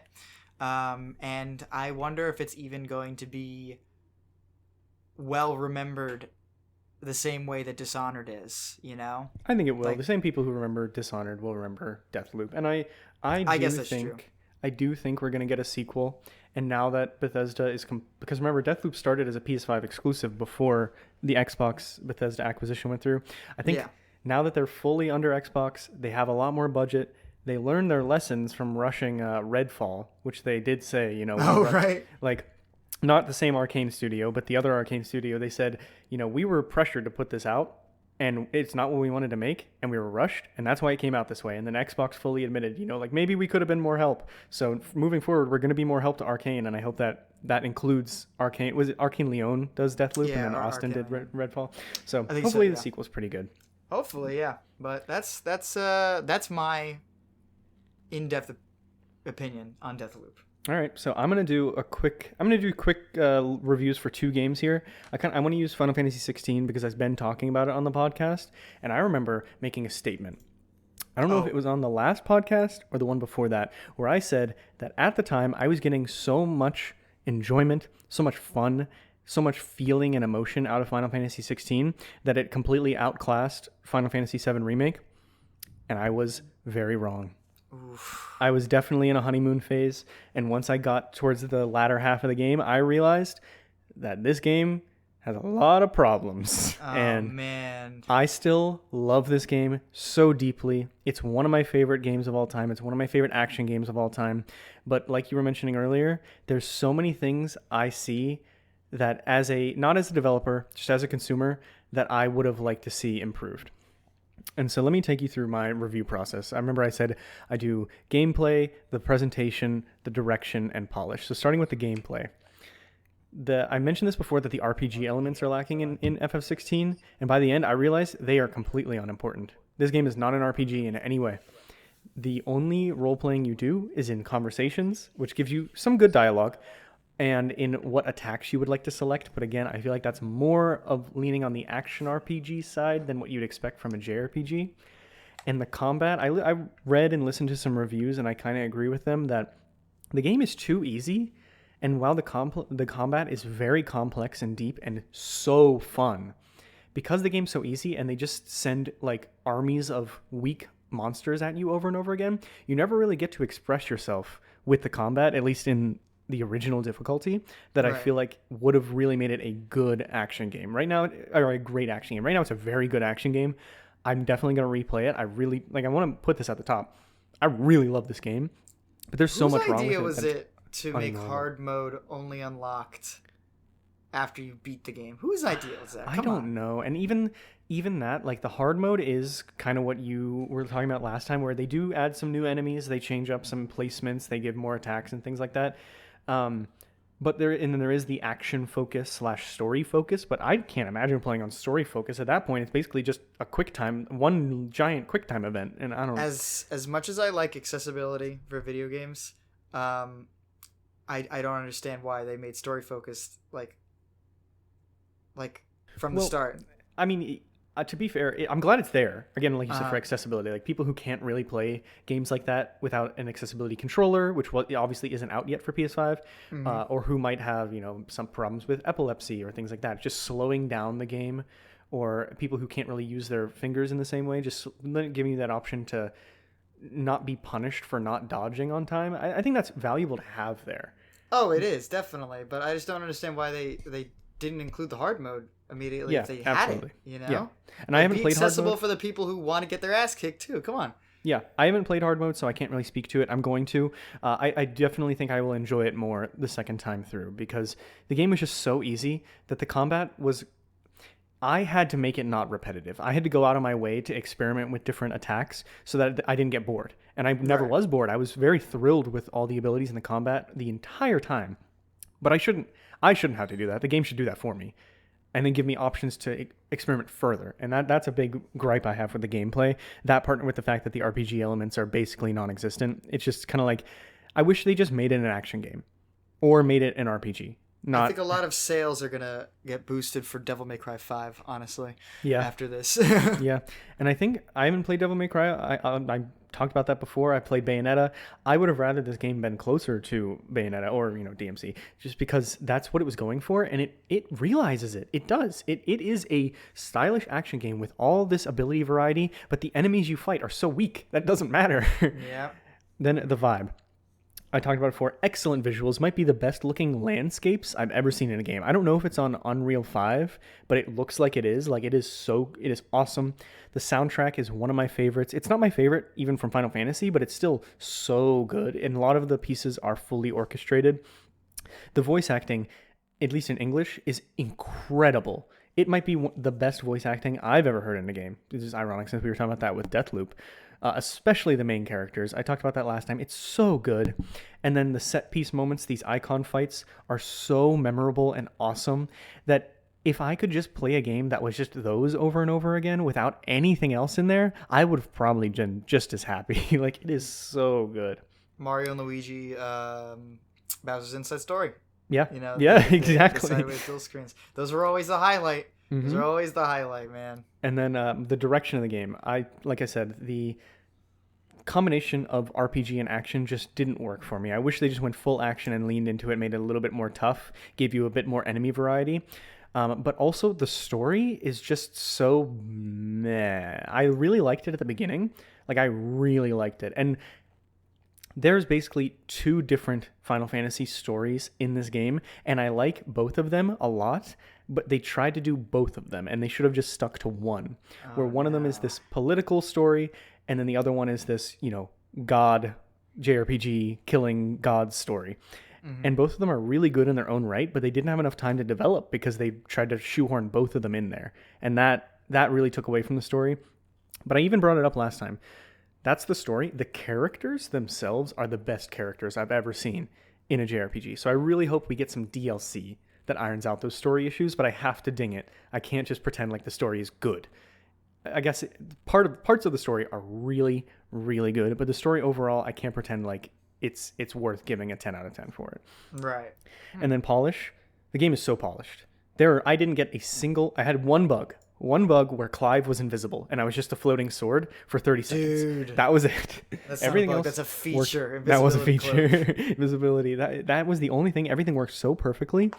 And like I was saying earlier with the signposting, I never felt overwhelmed. I never felt like I didn't know what to do. The hunts were awesome because they gave you really good hints, but they weren't too obvious about where you should go. The only thing that was really hidden was this optional collectible that I was doing for the Platinum Trophy, but that's completely optional and it's not like I needed it. Right. Everything was perfect in polish. Like, except for the performance, where the game does not hit a consistent 60 FPS. So I played most of it in graphics mode, which locks it to 30, and I was able to deal with it. Although I would have Oh rather yeah. been at 60. Performance issues like when your PlayStation cook an egg.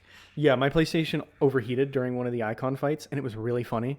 But those icon fights are so polished. The cutscenes in the icon fights are the most beautiful cutscenes I've ever seen. They're perfectly animated. They're perfectly voice acted. They're bombastic. They're awesome. They're so memorable. I'm going to go back and play some tonight, actually, now I'm thinking about it, because I really, really like them.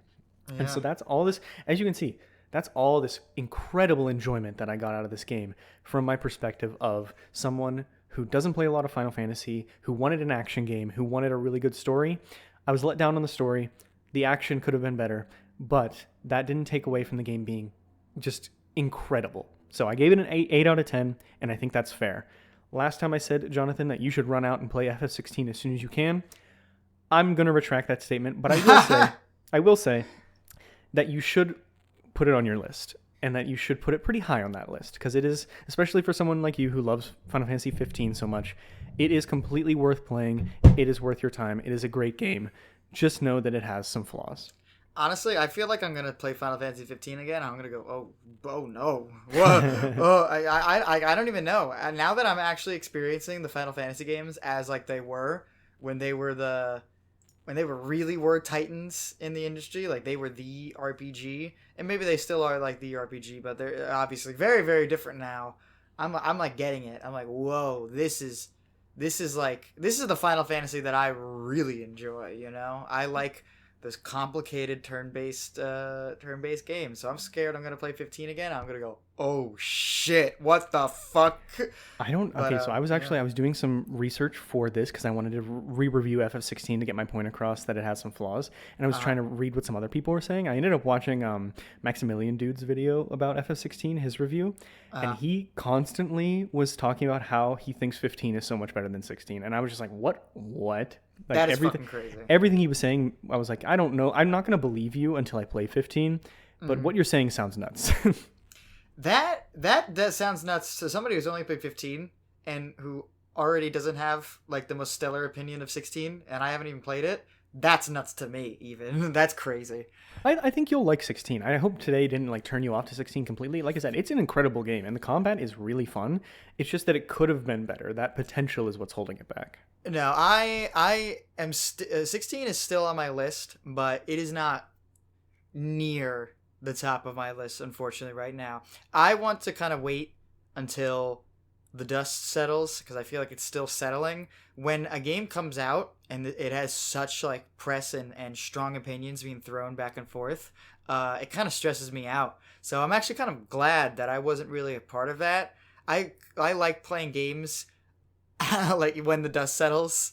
I find it like to be an interesting experience in a way. I'm kind of glad that I'm playing Elden Ring now instead I was of gonna when say that works out for Elden Ring. Elden Ring, Deathloop, so many of these big games that were like Witcher 3, all these types of games that were when they came out, everyone was like, "This is the best fucking game that ever existed." I played after the dust has settled, and I see that the opinion is much more, I guess, reasonable. Not reasonable, like rational, like. It's like averaged out. It's smoothed out. Yeah, There's averaged out, smoothed out. When the hype train is going fast, everything feels too good to be true, and it worries me, you know? So I like playing it when things are stressed out, when things are smoothed out, because then I feel more confident in how I feel about it, and I'll probably be more okay with it because I'll be aware that, oh, this isn't the best game in the world, you know? So I'm gonna go with my original plan. I'm gonna play through the rest of the Final Fantasy games and finish with Final Fantasy 16. Hopefully that doesn't take too much time before Final Fantasy 17 gets released in 20 years. Or when but Rebirth we'll see. comes out in December. Oh shit, it does. It's not coming it out does December. come out. It's definitely coming out like January. But Yeah, probably. Well, that honestly, that's not even a mainline. Yeah. I don't even know what to call that. You know. So just to put a head on this game, has some flaws. Not perfect. Could have been better. I'm really excited to see DLC, but I've done a lot of thinking about this. There is a single boss fight, an icon fight with Titan in Final Fantasy 16 that is my favorite moment in any video game ever. I have thought about this for so long. I literally pulled up a list of every game that I've completed in the last like 10 years and really, really thought about the story. And this one I will not change my opinion on. It is my favorite moment in any game ever. So the fact that this game has that and it still has flaws, it's all right. Like you can have flaws. It's okay. You did something so amazing that I'm going to forget it. All right, that's reasonable. Yeah.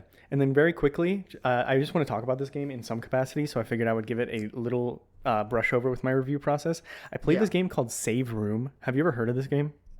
All I know is that it is a inventory management simulator. It is a puzzle game that is just the Resident Evil 4 menu inventory system, and that's it. Right. So quickly breaking it down with my categories, I played Save Room and the sequel, which just came out, called Save Room: The Merchant. Which I saw that on your GG app. The first one is more of an RE2 spoof, and then The Merchant is an RE4 spoof because it has the Merchant and everything. Of course. Gameplay, it's a puzzle game, and the puzzles could have been better. But the actual act of putting things in there was so fun, just because that's, they literally took the weirdest part about that game and made it into a whole game, and that was just funny enough on its own. The vibe is that it's very silly. It knows what it's doing. It's actually spoofs Resident Evil pretty well, especially 4, where I got a lot of the same sound effect vibes and things like that. Direction, it is a puzzle game that is an inventory, and that is what it did, and it did it perfectly. It could not have done anything better.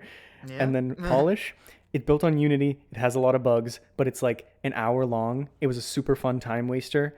I can't say it's a great game, but if you're just bored, it's like $2 or something. It gives you some head scratchers. It's pretty fun. I would recommend it.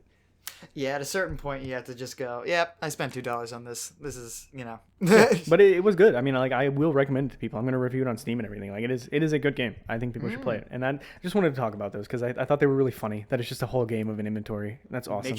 Make sure to really be proud of your reviews on Steam because you can't take them down once they're posted. Is that true? Yeah, I have 2 reviews from when I was 14. I forgot about those reviews. So when I started doing reviews for like in college for like the newspaper and I don't think I did reviews for the newspaper. No, I did. I don't remember. Either the newspaper or the TV show, I like went back to my Steam and went, "Oh my god, I've been reviewing my whole life. This is crazy." Yeah, I didn't. You couldn't take them down. That's a little concerning, but I might be wrong, but I tried really hard and I can't find it. All right.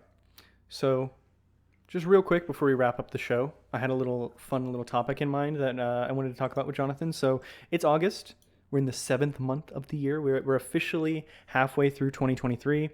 This year has been one of the greatest years ever for video games. We got Final Fantasy 16, Tears of the Kingdom, Dead Space Remake, Metroid Prime Remake. We're getting Starfield. We're getting Armored Core 6. All like so many games. Sea of Stars is coming out soon. So many great games are coming out this year. It's insane. So let's just take a little moment and talk about what we played this year that we're really, really happy with. Mine's really short, so I think you should go first. And that's fine. I haven't played most of the time. I try to keep up on the trends and play games as they come out. But this year, I've been saving money. I just can't really afford to play Dead Space Remake or any. Yeah. I can't afford to get all these games as they come out. I really want to play Baldur's Gate 3 right now. It looks so good, but I can't afford it. I'm not touching Baldur's Gate 3 until I play Divinity Original Sin 2. I don't know, man. I've been looking at it. It looks so much more complex and in depth than Divinity. It's crazy. I bet it is, but I just can't do it. It's been sitting there in my Steam library for 2 years now. I'll launch it up and look at the settings for 5 minutes. It's like I'm like going to the pet store and I'm looking at that one puppy in the back that nobody wants to adopt, and I keep on getting its hopes up. I can't do it anymore. I'm racked with guilt, so I need to wait. I have to wait. Fair enough. But like all these great games are coming out, and I just can't afford them, and it's really upsetting me. Because in years past, I really try to play everything that's in Game of the Year contention. But what we're gonna do is we're just gonna give our brief little short lists of what games we think are going to win our Game of the Year at the end of the year, halfway checkpoint, and then we'll come back at the end of the year and talk about it again. Yeah. I think let's get the elephant in the room out of the way. Zelda's winning Game of the Year. Nothing's going to come out. That's going to be I cannot imagine anything else winning, and I already know that people are going to pretend like something else could win it. People say Diablo. People say Final Fantasy. People say Starfield has a chance. They do not. Get the fuck out. They do not have a chance. Zelda, I think Tears of the Kingdom. It's too early for me to make this claim, but as my opinions sit right now, I think Tears of the Kingdom is the best and greatest video game ever made. I don't know. I know it's too early. I'm going to come back to this in like 3 years and be like, what the fuck is this guy talking about? I just can't. It's so good, man. It's just perfect. It is very, very good. I honestly, cut back in a couple months when it does. If it doesn't win Game of the Year somehow, I would gladly admit that I was wrong, because I genuinely cannot imagine something else winning. I cannot, like, in my wildest dreams right now, cannot imagine something else winning. And that's not even because I loved the game. I did love the game, but come on. It's like Breath of the Wild got all this praise, and they just released a follow-up, which I think was better.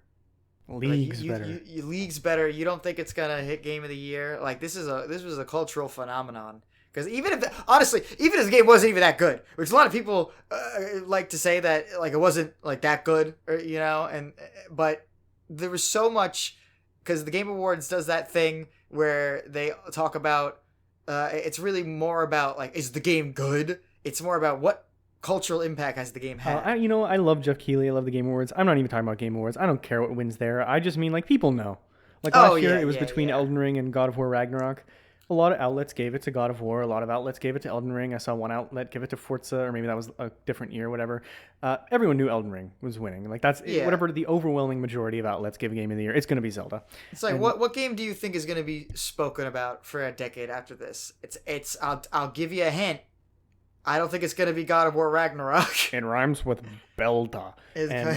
My Game of the Year shortlist for what I'm going to hopefully come to number 2 is Metroid Prime Remastered, which I don't even know if that counts, because it definitely is a remaster and not a remake, but that game is so good. It's unbelievable how good that game is, and I know people have... I think I said this when we talked about it before. People have always talked about Metroid Prime so much, but I still didn't believe them that it was this good. It is so perfect. Final Fantasy 16 comes in right there. Again, love this game, even though despite its flaws, it is incredible. And then Hi-Fi Rush, which I feel like the conversation has really died down about. That's my number 4 of the year. Hi-Fi Rush is an excellent game. It might be a better action game than Final Fantasy 16. It just doesn't really have much of a story or anything. What'd you say? Right. That's crazy. I know. It's just so good. And then coming in number 5 is kind of a surprise to me, is Pete's Tower, which is the game that you recommended to me on the first episode of the podcast, which I knew I was going to like, but it's sticking there. I didn't play a lot of new games this year, but even despite the other ones that I have played, Pizza Tower is still sticking in the top of the list. It's just really, really solid. I'm very, very proud that my one recommendation has gone so far. Yeah. And to keep a perfect record, I am never going to recommend a game again. Okay, that's fine. So, yeah. All right, so what's your, so far, like, what do you think is going to come in your number 2 slot for Game of the Year? So, I'm going to keep this short because I'm frequently a late adopter. We learned about that. I don't know if a lot of other people learned about that. But, you know, like there's the early adopters, people who jump on the trend immediately, the general population that kind of gets to it, and then there's the people who get to it really late. And in the product's life cycle, I'm that guy. I'm the late adopter. I have not played any of the games that you have listed except for Zelda. The only games that I've played that were released in 2023 is Resident Evil 4 and Fire Emblem Engage. And I don't think either of them have a chance, especially Fire Emblem Engage. Yeah, I was going to say, I know you didn't like that one very much. But again, RE4 came out this year. Incredible year for games. RE4 was very, very good, but I do not think... I cannot imagine a Resident Evil game getting an award, honestly. I don't think it's happened. I mean, RE2 was nominated for Game of the Year against Breath of the Wild, I think. It was I think it was nominated against Sekiro. Right. And I remember me and my friends got into an argument because I was like, I don't remember who was on whose side, but somebody was like, I think Resident Evil 2 is going to take it. I really think Resident Evil 2 is going to take it. And it's like, guys, it's a From Software game. They're going to pick it. They're going to pick Sekiro. And of course, I'm not just talking about the Game Awards, but I just can't imagine a Resident Evil game getting a Game of the Year award. I just can't imagine it. I really, honestly, I wouldn't be surprised if a lot of outlets give a like runner-up, like, and make an article about their runner-up, because it's just so clear that Zelda's going to win. Yeah, and I think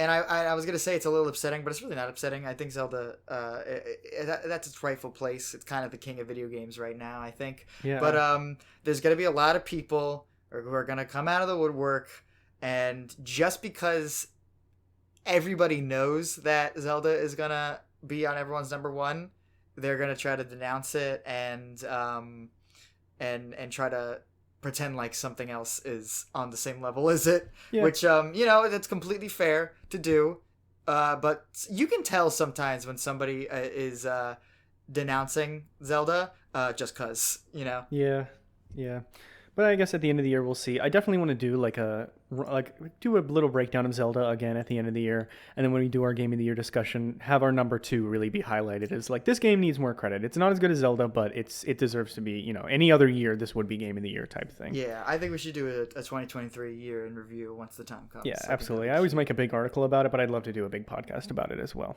And so that's been our check-in. Actually, before we go, RE4, that game's good, right? Like, you like that game? I didn't really hear you talk about it much. Okay, yeah, I'm sorry. I didn't mean to imply that Resident Evil 4 remake was bad. I really liked it. It's my favorite Resident Evil game so far. But as it is, Resident Evil is like, in a way, it's kind of like a B movie. It is, and that's what it's supposed to be, right? Yeah, and that's what it's supposed to be. But I'm not going to pretend like it's a 10 out of 10 game. You know, it's not perfect, but it is damn good, and I could recommend it to anybody who enjoys action, survival, horror, shooter, zombie games. You know? That's definitely one that's high on my list, because I want to replay. I'm still playing through Resident Evil 1, but I did this year alone. I played 2, 3, 7, and 8, and I'm playing through 1 now. I really want to get to 4 before the year is over, because I feel like that has a chance to crack through. Are you going to play the original?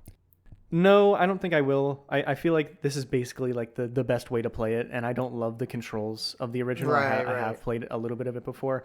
I think I'm just going to skip straight to the remake, and if I really want to, if I really like the remake that much, I might go back and play the original on Switch or something. That's a valid point. Yep. And so, yeah, that's good. That's our Game of the Year half-year check-in. That was our episode about our review process, and now hopefully you can understand why some of those games are on our short list, because you know how we review things. If you want to get any more of our reviews, follow us at SoftlockPod on Instagram, where we upload our mini reviews, or follow us on GG app, which is always in the description, where we have more in-depth reviews.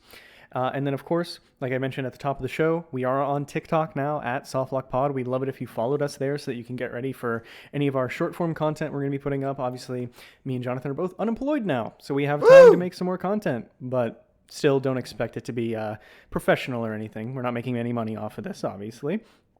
And All then for again, fun, baby. All oh yeah, for fun. oh yeah. And then remember, on Instagram at some point this coming week, if you're watching this when this came out, we're putting out another poll asking for some audience submissions for topics and discussion questions like we had at the beginning of this show. And I think that's everything I have for you. So thank you for listening to us about our review process, and tune in next week. All right. See ya.